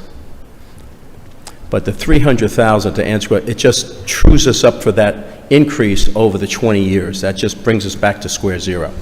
So so can we then expect this as a part of your base budget? This will be in the base, yes. Okay, okay, all right, that answers that. I do have a couple of other questions, if I could, Madam Chair. Please, go ahead. On the increase of funds on 23.7.3, the 200,000 for the international relations and trade, you'd mentioned that was taken away. Is that to say then that we just didn't have anybody doing that function, or we just had a smaller number of people doing that function? No, what we did was we basically cut the services that we could provide. And so it so these are contract services right around the world. And so we reduced contracts to cover that reduction in $200,000. But basically what it does is reduce the services that we can provide to Georgia companies. We did not cut anything other than what we can provide. Understand. Okay, and then just one more question, if I could, Madam Chair. Regarding the workforce development positions for Hyundai and Rivian, so a couple of questions on that. Do those positions, at what point do those positions go away? So they're 5 years. After 5 years? Yeah. Okay. And then,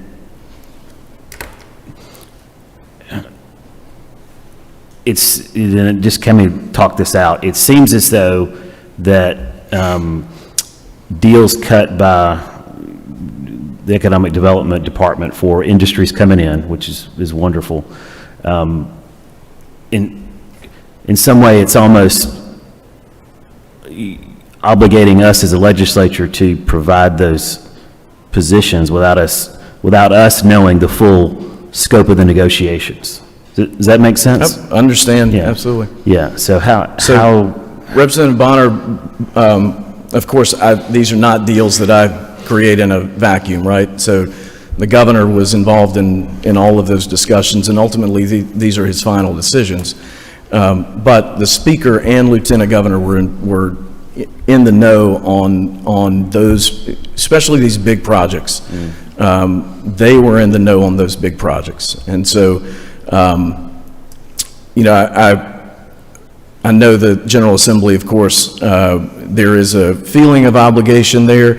We will make this work, right? And because it is incumbent upon us to make it work.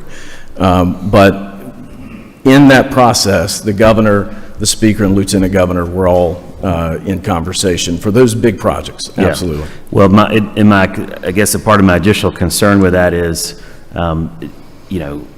are we going to start adding staff positions for every company that moves to Georgia, right? Obviously every deal is different, but once we set some sort of precedent, right? Next thing you know, we're doing, we're the HR department for, 20 different companies that are moving to Georgia. Well, Representative Bonner, I think the difference is that if you look at the 426 projects that we did last year, there was nothing out of the ordinary. Hyundai and Rivian were the two largest projects in the history of the state by far, by multiples. And so those projects required extra. And the best way for us to incentivize, the number one issue that both of these companies had is workforce. And the best way for us to incentivize them to come to Georgia is to ensure that over the next 50 years of their life that they're going to have a pipeline of workforce. And so these two positions would help them get started. So the first 5 years, both of these companies ramp up over 5 years. You're looking at a full-scale employment in 5 years. And so that's why the positions phase out at that point. And then it's up to Quick Start and the technical college system where we hand it off, which is what we do for every project. But because of the scale of these two projects, that's why the governor thought that this was the best way for us to not only invest in the company, but to invest in Georgians. I understand. Thank you. Representative Ridley. Thank you. Start with back to the discussion about the rental. Is that a private place y'all rent? It's not through GBA, correct? No, it's a private building. Okay. Yes. All right. And then kind of follow up on what Representative Bonner was talking about. So could you explain, like on the increased funds for 2 workforce development positions, what is exactly those positions? What do they do? So those positions are going to work with the company to help maximize the state, all of our state resources. So you think about, we have TCSG, we have the university system, we have Quick Start. All those things operate separately. And this position is going to help the companies work with the state resources that are available, and also in recruitment of our military bases, and making sure that we are honestly tapping into every resource that we have available to meet the hiring goals that these companies have. And again, it doesn't matter whether you're talking to a 100-job project in Alma, or if you're talking to Rivian, everybody's worried about workforce right now. And so this is our best way to help these companies succeed in the long run. Okay, and follow-up question, Mr. Chair, Madam Chairman, if I could. And I guess, so what is the rural strike force through One Georgia? How does that work? So the Rural Strike Force was the governor's initiative to help companies be prepared for economic development. And so that was funded through the One Georgia, which is housed at DCA. One Georgia, the history of that program is that it was our tobacco dollars that were the tobacco settlement dollars that were to help rural Georgia turn and grow. And so we, over the years, that program has added pieces, and some of that has been personnel. The Center of Innovation has been funded there for 20 plus years until last year, and the Governor's Rural Strike Force was one of those too. And so this is just moving it out of One Georgia and moving it into the department. And the goal, again, is to have someone in that position. Brian Marlowe has currently been in the position and has done a great job. But if we have a project that's looking in a community, it's helping them kind of be prepared for that project. How do you do a tax abatement? How do you get land ready? How do you really help communities who haven't had those opportunities be prepared to do it? And I think it's done a good job. Okay. And how many projects did you say y'all did last year? I need to go back and get that, and I'll get you the information. I thought you gave a number. Overall in the state, we did 426 projects and you don't that know we how many, won. Is all those rural areas, or that's not all rural? No. You know what percentage of that is? Yeah. So out of the winning projects last year, 65% of those were rural. Okay. All right. Thank you. Representative Meeks. Thank you, Madam Chair. Commissioner, thanks for being here today. Just one general question on the contracts for global export. Can I get somebody to come by and visit with me on that program so I have a better understanding? Sure. Understand, what you've said here, but really wanting to understand kind of where we're playing in that world. The other thing on rural development, and Representative Ridley mentioned it, on the sites development specialist position, is that for rural communities, is that just one position? And that is a position, yes. Will that be housed here in Atlanta, or will it be out in rural Georgia somewhere? Well, it depends on the person that we can find for that role, and it is not something that has to be defined here in Atlanta. If we find the right person, then that's the person we'll get. And do we have, and my terminology may be a little off, but do we have any regional individuals that are doing similar work within economic development? So not within economic development, within our agency. We have a regional team, but they are helping communities with their regional projects.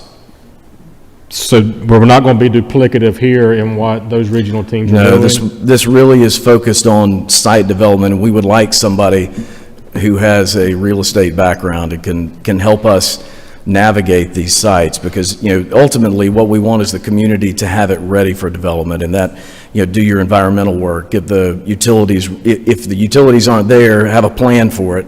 It's all that stuff leading up to make it as quick as possible to go vertical. Okay, and same on the rural strike team moving to One Georgia. Is that, I know that's Brian Marlowe's shop, is that just him, or are we going to add more individuals to his shop? So that's Brian Marlowe, and it's 3 people that are already, it's 3, right, John? three positions that are funded under that. And so they are currently in the, that's just moving that money over. Is there a way to get an update on their activities as a strike force team of Sure. what? I mean, I know they've been involved, I know they're moving around, but just get an idea of how successful that has been from that perspective. Absolutely, we'll be happy to help. Thank you, Madam Chair. I have a question. My question is, I thought we did some moving around about workforce and tried to put all the workforce over in the technical school. Well, why are we opening up a part of workforce and economic development when we've just gotten it organized over in the technical school? Why aren't they doing this? Because these are just two project managers just for workforce at these two projects, Madam Chair, and so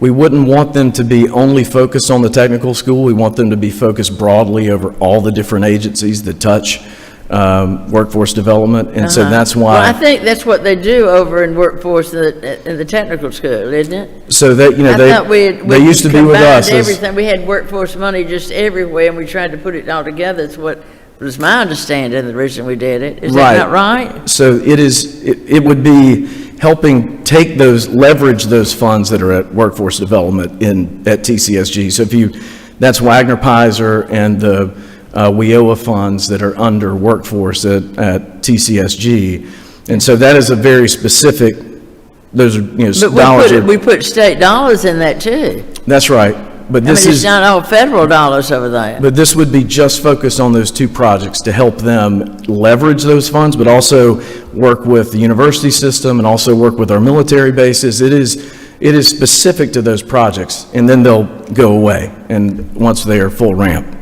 But it looks like that over in where you have all the other, they would be much more knowledgeable than y'all are about workforce development. So our goal, Madam Chair, is to hire people that have left that world and have the knowledge, and to move right in who potentially It's just hard retired. to understand why it would be in economic development when we've got a whole department that just focuses on that. Maybe I'm just, and the next thing, well, maybe you can John. understand it better.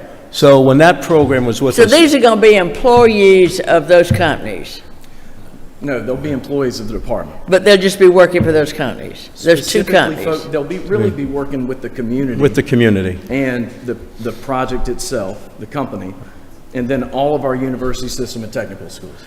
And when the workforce division was brought over to our department, that was all federally funded. All those positions were federally funded. Yeah. We didn't have state dollars in our budget for that group. Yeah, but you moved them over they were all moved out, I thought. Pardon me? Yes, they moved I over thought to we moved technical them from college. labor over there. I But thought we a moved lot of what everything. they do is they're getting people up to speed at entry-level jobs and things like that, what they're doing, helping them at resumes and things like that, similar to what Department of Labor was doing. That's why they were with Department of Labor at one time. This job is more recruiting, more high-end people for specialized, like Pat said, they're going to go through the Quick Start program and things like that, but we have to find those individuals with those certain skill sets. So, but Quick Start is over there, isn't it? Where's Quick Start? TCSG, yes. Yes. So you'll be using Help sources over training, there? yes, ma'am. Okay, I just had, okay, the next thing is, maybe I'm just, I don't understand high finances, but it looks like if we paid $300,000 a couple of weeks ago, we paid the rent. On the $300,000, the increase in the rent, it looks like we just paid it in the amended budget. I don't understand why you need $300,000 more. Our rent has gone up by that amount over the 20-year period. This is just going to get us... Well, where'd you get the money to be paying for it before? We were pulling it from the divisions, reducing their marketing dollars to make up the differential over the years. And so we've been drawing that down. Now, when we had the 21 cuts, we lost another $2.7 million in marketing dollars. So we're the sales and marketing team, so we're just asking for this $300,000. If you look at our rent from 2004 to 24... Yeah, but we just gave $300,000. But it's gone up $300,000 since then. So each year That it's... was 1 year. Madam Chair, that was 1 year. So if you look at... Over the 20-year period, over it's gone up 20 years. $300,000. So from our base, say our base was $200,000 back in '04. Now it's $500,000. I have to pay that $500,000 every year. So by putting this $300,000 into our base budget, we're now at our new base of $500,000. It's gone up 2% our rent every year. So the $300,000 now is just going to get us from paying $18 a square foot when we first went in there. Now it's at $28.47. That differential over 47,000 square feet is $300,000. Our rent each year now is going to go up a little more, but we're not coming back to ask for another $13,000, another $13,000. We're just asking for $300,000 to get us to that new starting point. Okay. Is that, pardon me? Eventually. Yes. Yeah, in the end, it's about $32 at the end of 2034. Okay, well, just so, you know, I guess I just think about paying your apartment rent. You pay it 1 year, you know, that covers for that. Yeah, year. and it goes And then up this covers for incrementally, this. 2% every year. So this $300,000 now is just getting us the differential from 2004 to 24. Our rent over that amount of square foot has gone up $300,000. Okay, and so y'all are paying $28? $28.47 a square Is foot. that average, That's this year. It started at $18. Each year it's gone up. We've been in there for 20 years now. It's now at this new rate. It'll go up eventually by 2034.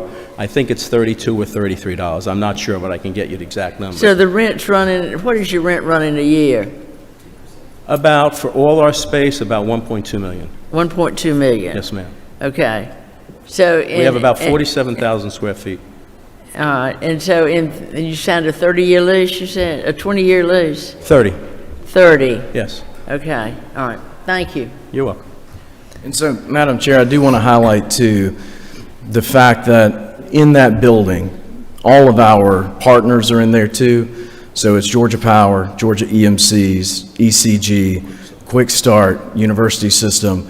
Everybody is, their economic development teams are all in the same building with us. And so it makes it's really the economic development center and core for the state of Georgia. So there's a benefit for us to be where we are because we have all of our partners in the same building. All right, thank you for explaining that.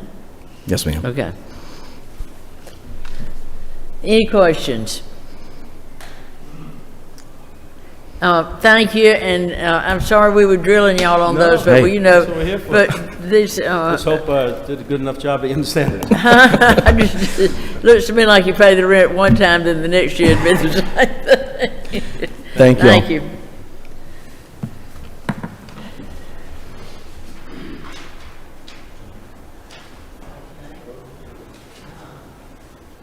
Forestry.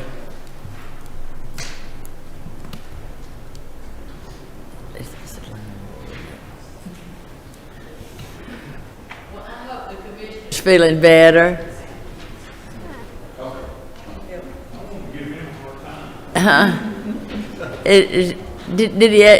He is feeling better, hopefully. He is feeling better. He sends his regards, wishes he could be here, and I'm sure he's watching right now. You want to pull the mic down a little bit? Sure. Is that better? Yes, thank you. All right. Well, I know he would be here if he felt like it, and we appreciate what y'all are doing. Absolutely, he would have. But I am Michelle Gray. I'm the CFO for the Forestry Commission, and he does send his regards. And we would like to thank you for your support in the amended budget as well. We have benefited greatly from that, or we will. I'll be walking through our tracking sheet for FY25, and we are in section 26, if y'all were following along. I'll go through each program and the changes that the governor has included in the 25 budget. So in 26, our administration department, there is the 4% cost of living. And I'll say that for all the cost of livings, but we do appreciate your support there. We truly feel it is helping with our retention and recruitment of employees, and it's showing in our turnover numbers as well. We also have the transfer of funds to forest protection of $2.3 million to align with the budget expenditures. This was a disregard in the FY24 budget, and it was also included in the AFY budget. Our management department, forest management, the only add there is the 4% cost of living adjustment at $154,000. That is funded at about 50%. As you know, we've talked before. Many of those employees are federally funded as well, so that's about, we will pick up the other half of that cost of living adjustment. Our protection department, the same 4% cost of living at 1.3 million for those employees. That will bring our starting pay for our rangers, which has steadily increased, and one of our most crucial positions, to just over $42,000 a year. So that will help, in addition to the $3,000 salary enhancement for our post-certified law enforcement officers at $25,000. And then I will jump down. I'm going to let Johnny Sabo, our deputy director, is also with me. He's going to talk about our tractors and our replacement schedules for those. So I'll talk about 26.3.6, the $300,000 for the ongoing service contracts and equipment associated with the new public service radio network, which was funded in the AFY budget. That will be the ongoing cost for that program. Our capital projects include $1 million for our major repair and maintenance projects, $1 million for vehicles and light-duty trucks, and then $2.3 million for a new McDuffie Warren County office. So I will hand it off to Johnny to talk about tractors.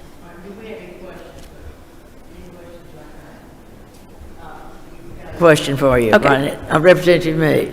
Thank you, Madam Chair. I just want to make sure we understood you right. So 2636 will be the ongoing service contract for the new radio system that was in the amended budget?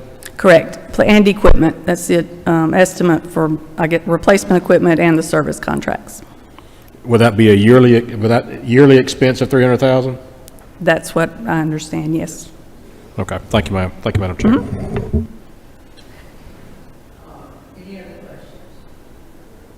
Thank you.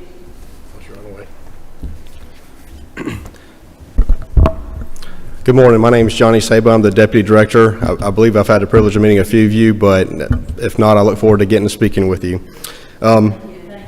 Yes, ma'am, absolutely. Before I talk about the tractors, one thing that I do want to put on your radar, House Bill 53 is a proposal to move the registered foresters underneath GFC. And one thing, we've been committed to doing that, but we've been firm on our ask for $90,000, basically to fund a position to oversee that process and keep up with it. So I just wanted to flag that one for y'all. House Bill 53 is moving through the House, but it comes with an ask of $90,000 for us to do it. Explain that again. You want to move what? I didn't hear you.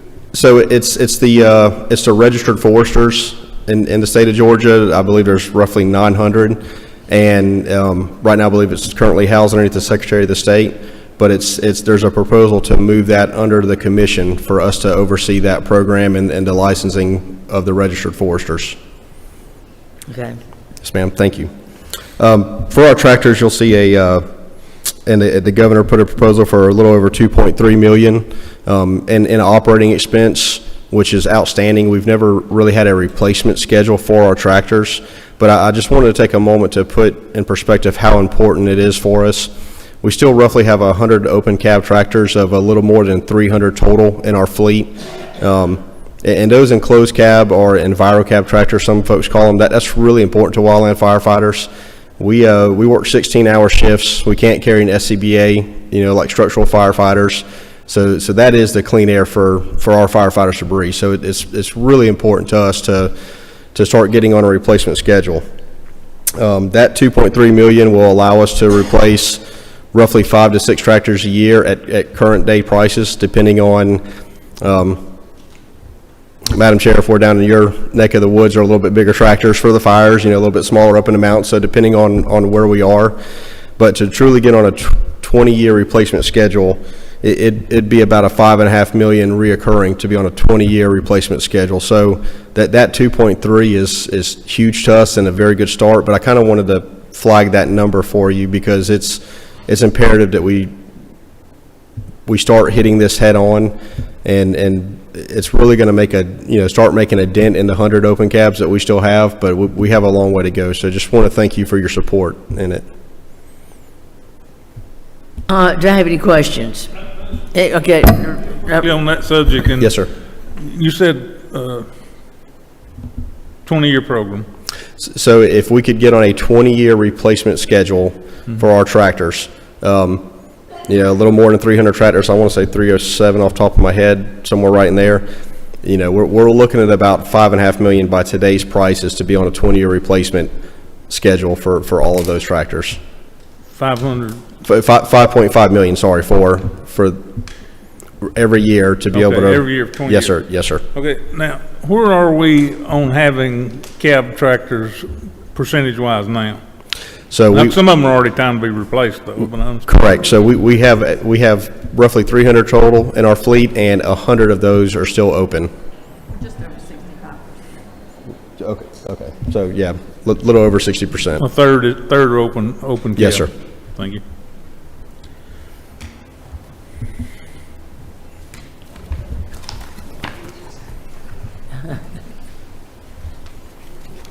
Any other questions?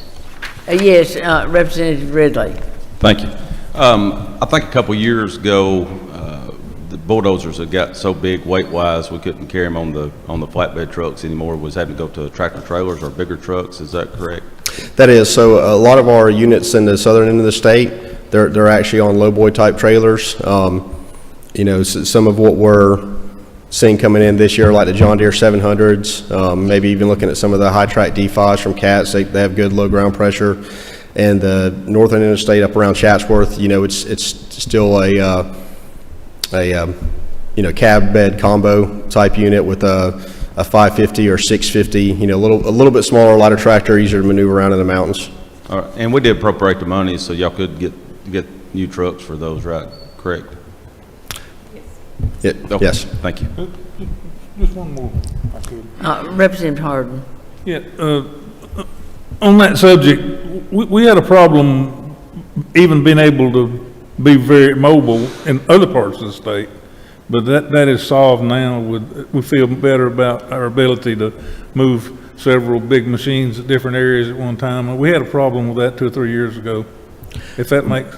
That has not been a, so I started with the commission in April, and I can tell you we had a very active season in that northwest corner, really in Catoosa, Dade, Walker, going into Murray County, and we moved a lot of equipment up there pretty quick, equipment and people, and even a small incident management team to help with the situation. And you know, there is some issues going across state lines that groups like the National Association of State Foresters and others are working on.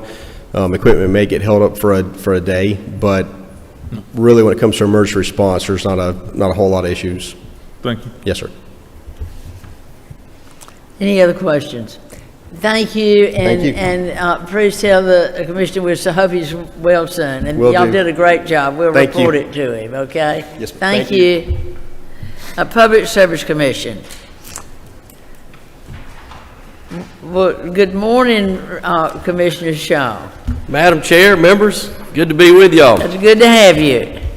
Hope y'all are doing well. We appreciate the opportunity to come before you this morning still.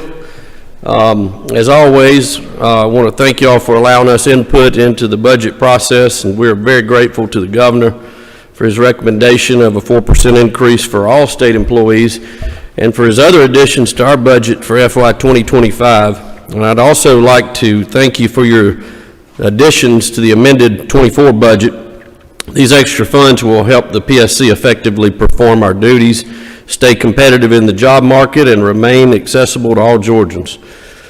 On line 40.2.4 on the Call Before You Dig program, in the FY 2025 budget, the governor has recommended the addition of 2 damage prevention investigators, also known as our Call Before You Dig investigators.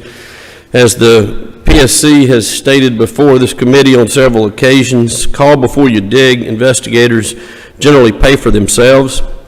With our current staff, we can only investigate about 33% of the cases reported to us because, as I mentioned before, we've seen a large increase in the number of cases just because there's so much fiber going in and around the state. So we appreciate the help with that. Also, the database that you approved in the amended 24 budget, along with the 2 new investigators in the 25 budget, will help us close more cases. Although our goals are preventative rather than punitive, these cases do result in fines that are returned to the state treasury. On the pipeline safety inspectors, the The governor has recommended adding one new pipeline safety inspector, $53,011 annualized salary, and $22,400 for a one-time for required equipment. That's line 40.2.5. Our pipeline safety inspectors are responsible for ensuring natural gas operators follow minimum federal safety regulations for the safe installation and operation of natural gas pipelines. This program receives partial federal reimbursement.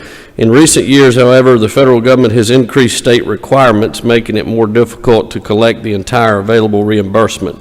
More inspectors and the new database you approved in the '24 budget will help protect our federal reimbursement rate. I'd also like to add that the turnover rate for inspectors has been approximately 50% over the past 10 years, and inspectors do take a long time to train. With these challenges to the pipeline safety program, the Commission is asking for a second pipeline safety inspector at a state cost of $53,011 annually for salary, and that one-time cost that I mentioned of $22,400 for their required equipment. Next, funding to ensure business continuity, $61,046 would be the annualized amount. The Commission employs directors over each of our units. We have, our natural gas, electric, facilities protection, and our renewables and energy efficiency units. We're requesting funds to promote some existing employees in several units to a deputy director position.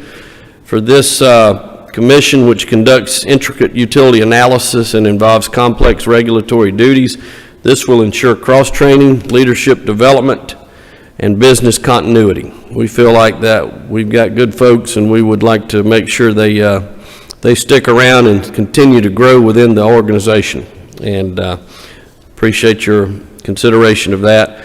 Per diem increase for commissioners, that's $16,650 annualized. Georgia Code allows per diem reimbursement for 3 commissioners that require to live more than 50 miles from the Capitol. In the FY 2021, the General Assembly increased the per diem rate to $247, so the PSC requests that increase I mentioned in the budget to fund this legislative action. Cost of living adjustment shortfall, that's $129,643 annualized. In the FY 2023 budget, that included a $5,000 COLA for all full-time benefit-eligible state employees. The PSC has pipeline safety inspectors that perform federal work but are classified as full-time benefit-eligible state employees. So the COLA allotment for these employees was reduced by OPB, citing the PSC's partial reimbursement for program costs. So the PSC paid the full COLA for these employees. In the amended 2023 budget, the House and Senate added funding to make up for the shortfall for the 23 budget. And in the 24 budget, the House and Senate approved annualizing these funds, but the governor instructed the commission to disregard the $63,726 of that annualized amount due to the partial federal funding of the program cost. The FY 2024 budget included a $2,000 COLA. Once again, the COLA allotment was reduced, and the commission is currently paying these employees the full 2024 COLA. So we request $41,094 to fully fund the COLA increases not included in the budget. And then in the 25 budget that includes a 4% COLA, as in previous years, the recommended COLA has been reduced, and the PSC will be paying that full 2025 COLA, and that results in a shortfall of $24,643. To cover the annualized COLA shortfall of the disregarded amount, the $63,000 and change in the 24 budget, and the COLA shortfall for the 24 budget of $41,094, and to cover the shortfall of the $24,463 in the current budget, the PSC requests that total I mentioned of $129,643. Last is the audit money for the Universal Access Fund contributors, the $25,000 annualized. In the amended 24 budget, committee meetings, the commission discussed the need for this audit of random companies certificated as telecommunications carriers. Under Georgia law, these carriers are required to contribute to the Universal Access Fund, which supplements funding for independent telephone companies across the state. We are grateful that you all agreed with this recommendation and placed the funding in the recommended budget for amended 2024. So we request that these funds be annualized to allow continuation of these annual audits to ensure revenues in the fund are accurate and contribution factors are applied correctly. To give you an idea of the need, the auditor found that 4 of the 10 companies that were audited this round had either over-contributed or under-contributed, and the aggregate amount due to the Universal Access Fund was $1.7 million. Once again, we just thank you for the opportunity to share these FY 2025 budget items with you today. Happy to entertain any questions. Representative Ridley. Thank you. I've got all sorts of questions for my friend. First, let's start. I just got 2 questions for you. First, let's talk about, you said that we gave you funds and then the governor said disregard. What was that on? That was on the COLA shortfall. The disregarded amount was the $63,726 from the 23 budget. That's what that amount was. Okay, and then, so we're putting it back in there. That's what you're. Yeah, and then we listed the amount for the 24 budget. That was the 41,000, Okay. and then the amount for this year. So if you total all those up, the catch up and the current year, it comes up to 129,643. Okay. On line 41, let's see, 40.1.4, 40.2.3, and then 40.3.4, all say the same thing. Increased funds for the Georgia Building Authority rental, and it goes on there to talk about capital, police, security, operational expenses. The commission, the top one, the commission administration and the faculty protections, both like around 19,000 some change. Why is there so much of a difference on the utility regulation on that same line? Which line are you talking about? So if you look on the commission administration on 40.1.4, it says increase Georgia Building Authority rental rates to provide for additional capital, police, and security. Yeah, that was the amount that the rental increase from GBA, and that's been put in there by the governor's office that's what they're doing across the board for other agencies. So that's just passed through. Okay, and so, and then it's almost the same amount like on the faculty protection on 40.2.3. It's like 19,000 and some change. So all 3, like each line has that exact same. Yeah, that's the S2. So that's the pass-through money that they're putting in as they are for other agencies. They're handling the same way. Okay, so that's for rental increases and for Capitol Police protection? That's correct. Is that right, Reese? Yeah. I think Reese wants to add a little more to what I said. Okay. Well, she probably. So he's probably answered. I must have left something out. I'm trying to stay on script here. Thank you, Chairman. Reese McAllister, Executive Director of the Public Service Commission. We have 3 budget programs, so the total increase has been broken down based on those 3 budget programs. So you see the 3 different amounts, one under administration, one under facility protection, one under utilities regulation, based on the size of those budget programs. Is the way they broke it down. So that's why the different amounts. Well, I've been here for 8 years, and I can never understand this GBA rental program deal that we're doing, because we own the buildings, correct? Yes. The state does. Can you somehow explain to me and 180 House members and 56 senators, of course, they know everything, so they probably don't need you to explain it to them. How does that work? I mean, is it just pass-through money that we're just, for that it goes to GBA? That's my understanding, yes, sir, Representative, is that we're giving the money based on the increase to the rent and those costs, and we pass that money simply on to GBA for those services. Okay, thank you. So it's the same way with the security money? Yes, sir. Yes, sir. Thank you. Thank you, Reese. Yes, sir. Any other questions? Representative Hartman. I've got a couple on 40.2.4. You call for 2 additional investigators. I guess that's, is that correct? That's correct, and Okay. I believe. How many do you have now? What are our total number of call before you dig investigators? 4. Okay, and you're asking for 2 more. And my point was, at 4, you were only able to investigate 33%. Does 2 more just make you do 50%? We hope that that will be sufficient to help us get caught up and to start You see what I'm saying? being able to If respond If accordingly. four will only do 33%, six will only do 50%, Well, if all the cases were the same. We'd be happy to take a little No, extra. that's, another thing you mentioned, I heard, you said something about $247 a day per diem, and you mentioned, what did you say? Yeah, Say that's, it again. so that's when was it in 2021 when the legislature approved the per diem increase? So there's 3 commissioners that are just like in the legislature that live, we're required to live in a district and come up here to live and, That was new, well, the we've. per diem was new in 2021. Yeah, we've just never been funded the increased amount, which was that 16,000 and some change that would allow us to fill that gap in our budget. So the per diem is 247? That's correct. Okay, that was my question. Yes, sir. Thank you. Good question. Thank you. Thank you. Quick question. The call before we dig, I know we hired some more people and we got a high, are we at the top reimbursement rate on that?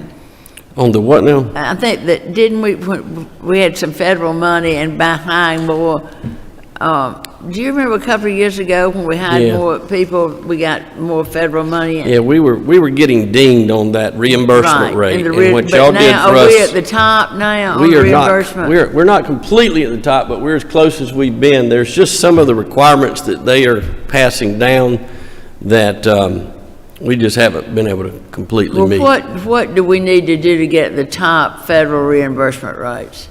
Reese? Number one, thank you, Chairman. The databases you approved in the amended 24 will help make us more efficient. The increased investigators will help us increase our number of inspections. There's 190 gas operators in the state of Georgia, and each operator has to have 8 different inspections done over a 5-year period. So you can imagine that's a lot of inspections. So with the increased inspectors and with the database, then we won't spend as much time compiling information. And the federal government has put new requirements on us, as the chairman shared in his briefing, which means there's more paperwork, which the database will help. So these new investigators will help us complete more of those inspections to increase our reimbursement rate. But the reimbursement rate is based on the funding from Congress as well. So it's not always that we're not necessarily achieving what we need to achieve. It's the money that's available to split up between the 50 states as well. So, behind these other 2, call before dig people, we pulled in a lot of federal money though. The call before you dig really is the state. It's the pipeline safety. It's the Yeah, more. pipeline, is it Pipeline pipeline safety. Pipeline safety, yes, ma'am. Pipeline safety, Is I've the got federal this, reimbursement, yes, ma'am. That's what pipeline safety. Yes, ma'am. That's where we get the federal monies for the pipeline Okay. safety. The call before you dig is the state And I got them funded. mixed up. Yeah, that's all right. We do too. I get them all mixed up, but I call before I dig that. That's okay. Sure. But now you said that you can't, don't have enough people to answer a lot of y'all's complaints or something? Well, we were only able to process 33% of the cases that get reported to us, which is why we've asked for additional database and for additional individuals so that we could increase, and hopefully the database with these individuals will help increase the amount of efficiency we get so we can process more of those cases. Do y'all have any vacancies now? The only vacancies we have at the moment is we have one in our IT department, which is being advertised coming up in the next couple of weeks, and we have an assistant in the commissioner's office, which should be being filled shortly. Those are the only 2 vacancies we have. All right. Well, thank you so much, Thank you, and Chairman. thank you for the job y'all do. Yes, thank you, Chairman. Thank you, Reese. Any questions? I think we're going to break for lunch, and we'll be back at 1:30. Madam Chair, I'll just add, I was listening to my friend Commissioner Harper talk earlier about the feral hog problem. Yes. And there is a correlation between feral hogs and this call before you dig and all this, because I can tell you the feral hogs in my yard clipped my phone line last year. So we're mad at them too. Thank y'all. Well, thank you. And, let's turn it on. We're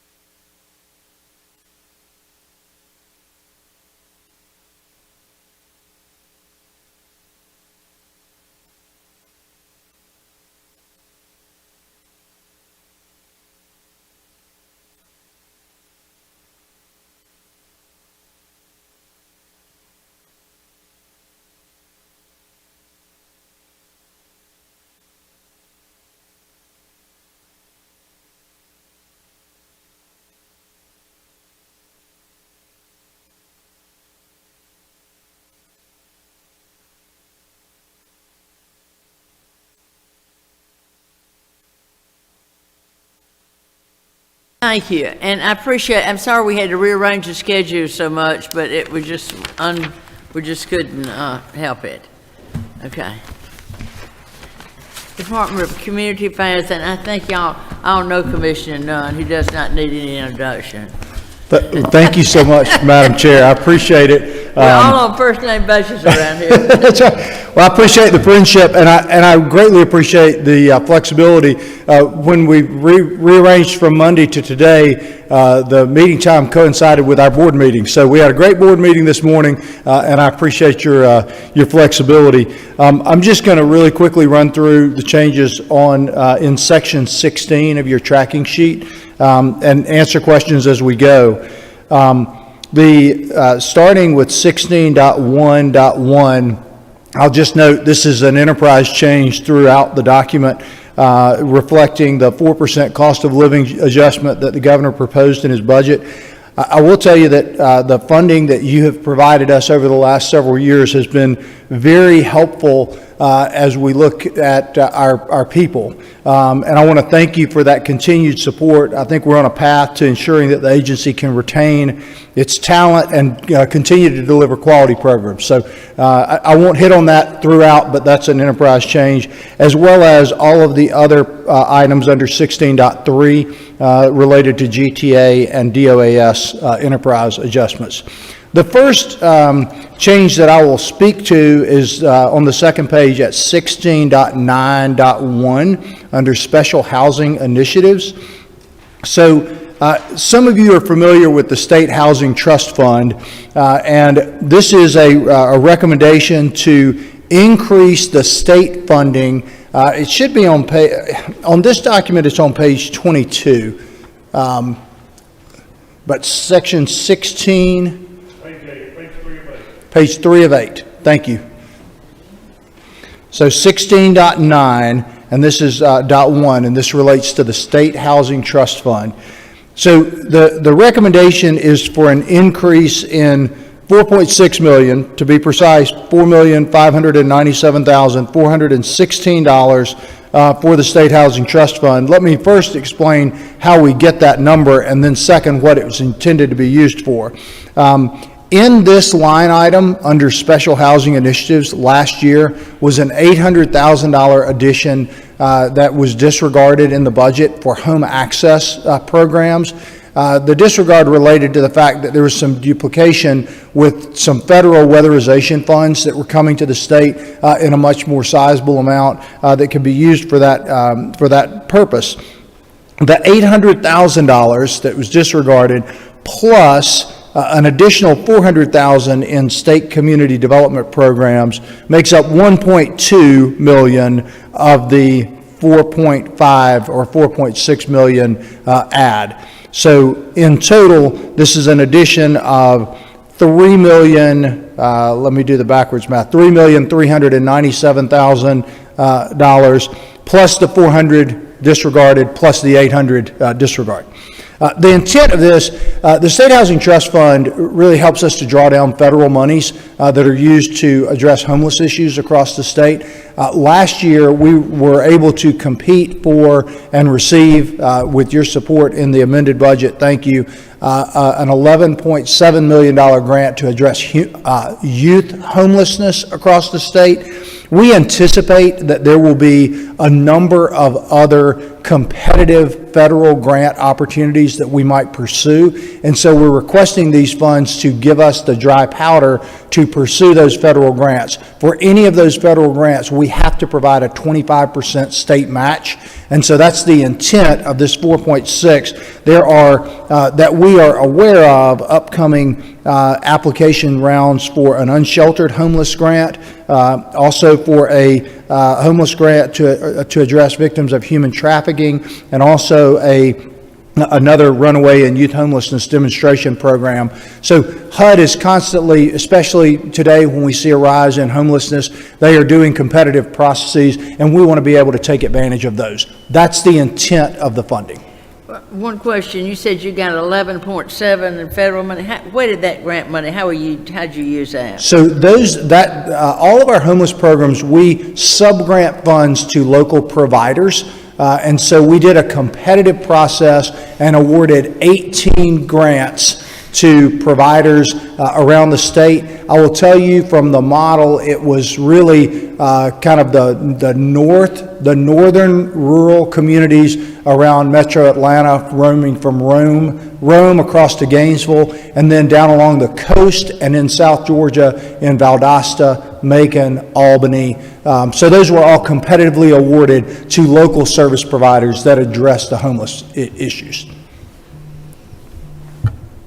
I know in my county we have, I'm having some problems with homeless, but I don't think we've got a provider. Can the towns apply for those grants? I'll have to check and get back to you on that. I presume so, and we also, especially in parts of South Georgia where we do have, I think the provider that actually covers Berrien County is based out of Valdosta. We have been working to try to build some more capacity in the southern part of the state, because you're right, every community in this state has seen an increase, or nearly every community in this state has seen an increase in the issues related to homelessness, both chronic homelessness as well as temporary homelessness, which is significantly impacted by housing affordability. As rents go up, that necessarily or understandably results in more people that are maybe living out of their cars or on somebody's couch.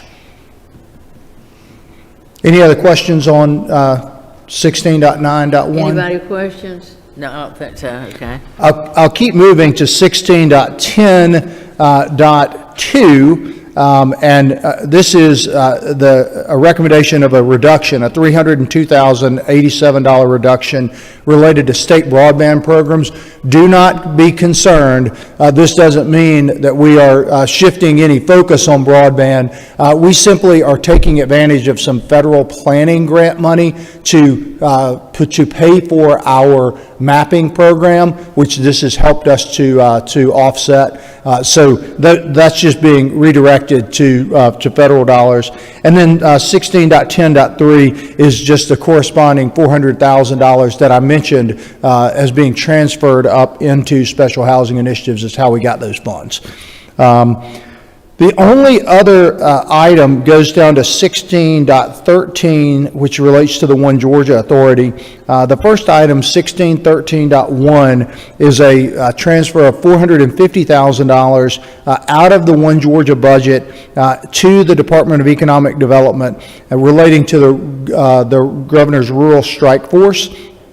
This was stood up several years ago and has been funded out of One Georgia. Madam Chair, as you and I both appreciate, if that's as that becomes a permanent program, it should just be aptly reflected in the budget in which it belongs.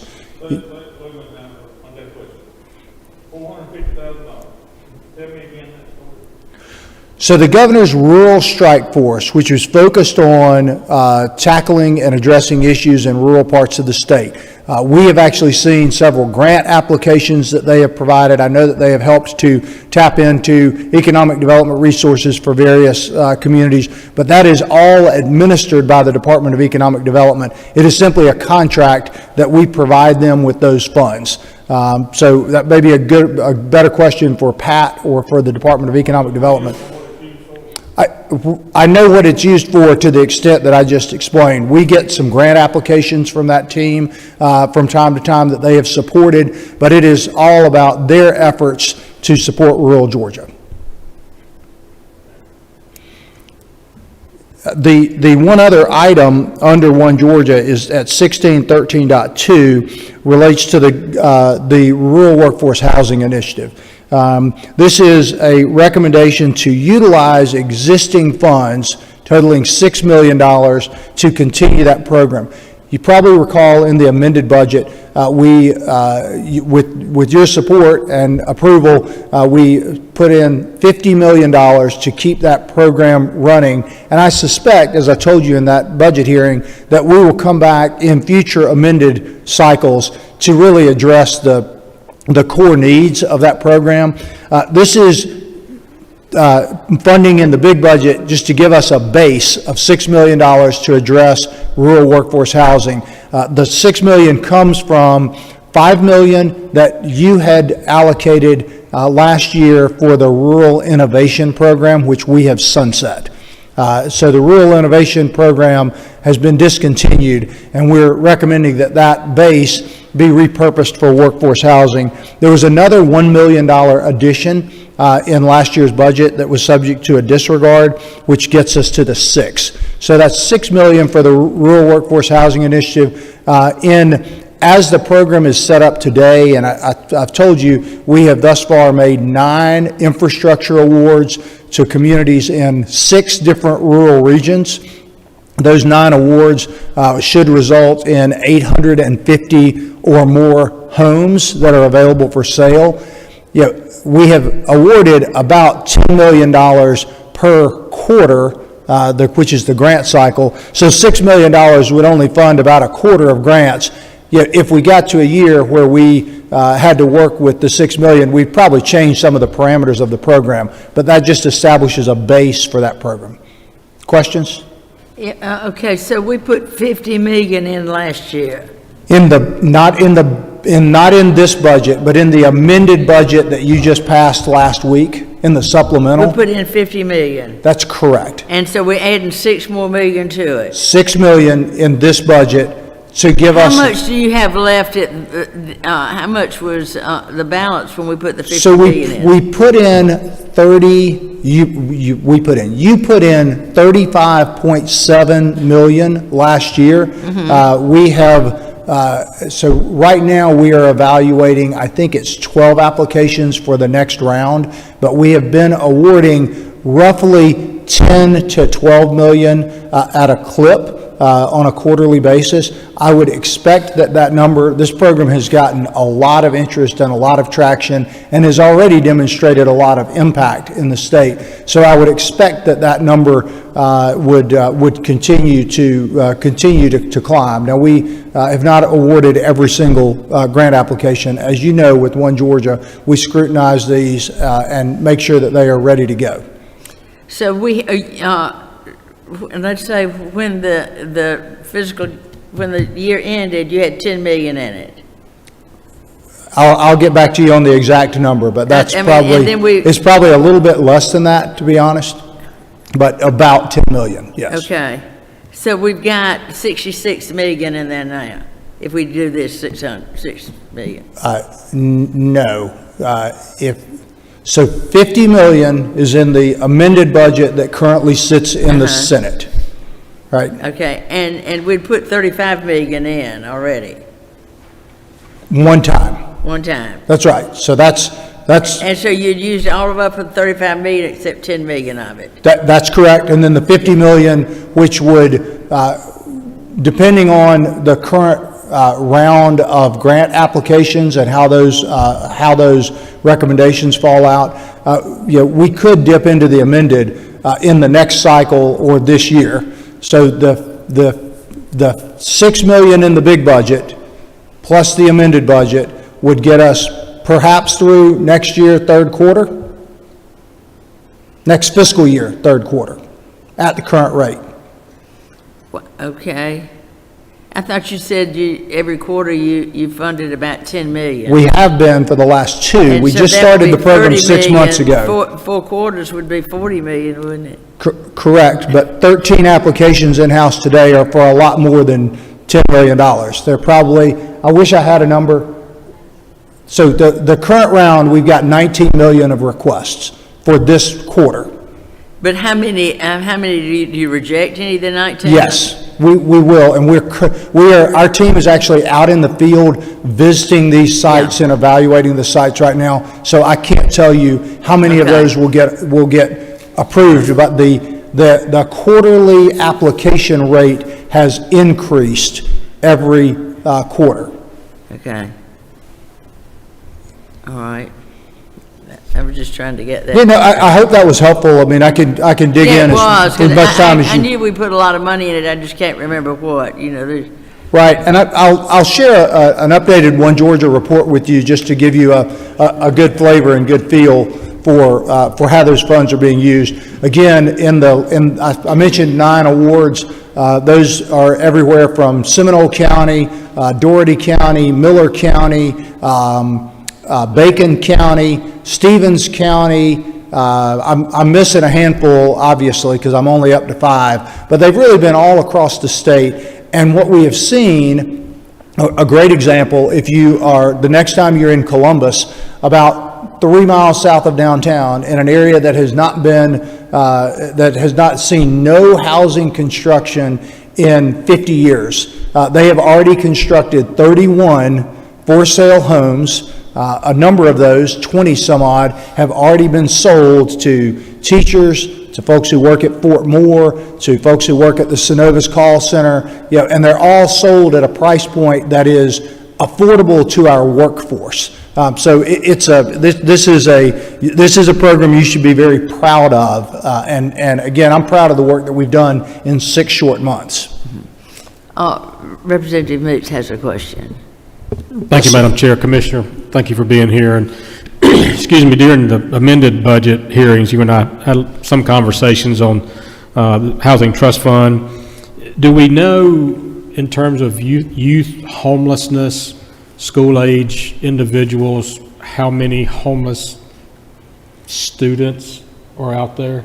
So I will get you numbers that may not be complete and total. So we do a census that is required of us by our federal funding partners every year. That census addresses a population that some would even consider a subpopulation of that homeless set, because it's really those who are unsheltered, who are not, it does not include people who are living in extended stay or who are living with family members, or maybe even those who are living out of their car. When I talk to people who are community leaders, county commission chairs, all across the state, I know that there are a number of people who are in our school systems that are currently unhoused. Now, they may, in fact, be living in extended stay or elsewhere, and that's a more difficult number to get to, but we've got lots of crosstab data on our counts, and I'm happy to get that to you. I should mention that the youth homelessness program that we talked about in the amended budget, it's a slightly different definition of youth, and it actually extends up to, I think, the age of 24, so it's addressing people who are aging out of foster care. It's addressing people who are runaways. It's addressing people who have been trafficked. It's really addressing a vulnerable and growing population. And that's why we got one of the largest awards in the history of HUD, which we appreciate the help in matching. Great. Thank you, sir. Okay, thanks. Let's go ahead now. Well, if you want me to go ahead, I will end by saying thank you, and that concludes my report. Is there anything else? Was that it?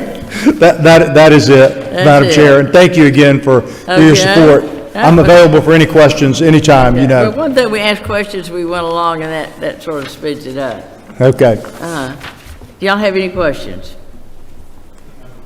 All right, thank you. Thank you all. And you'll make your 2 o'clock, Gerald.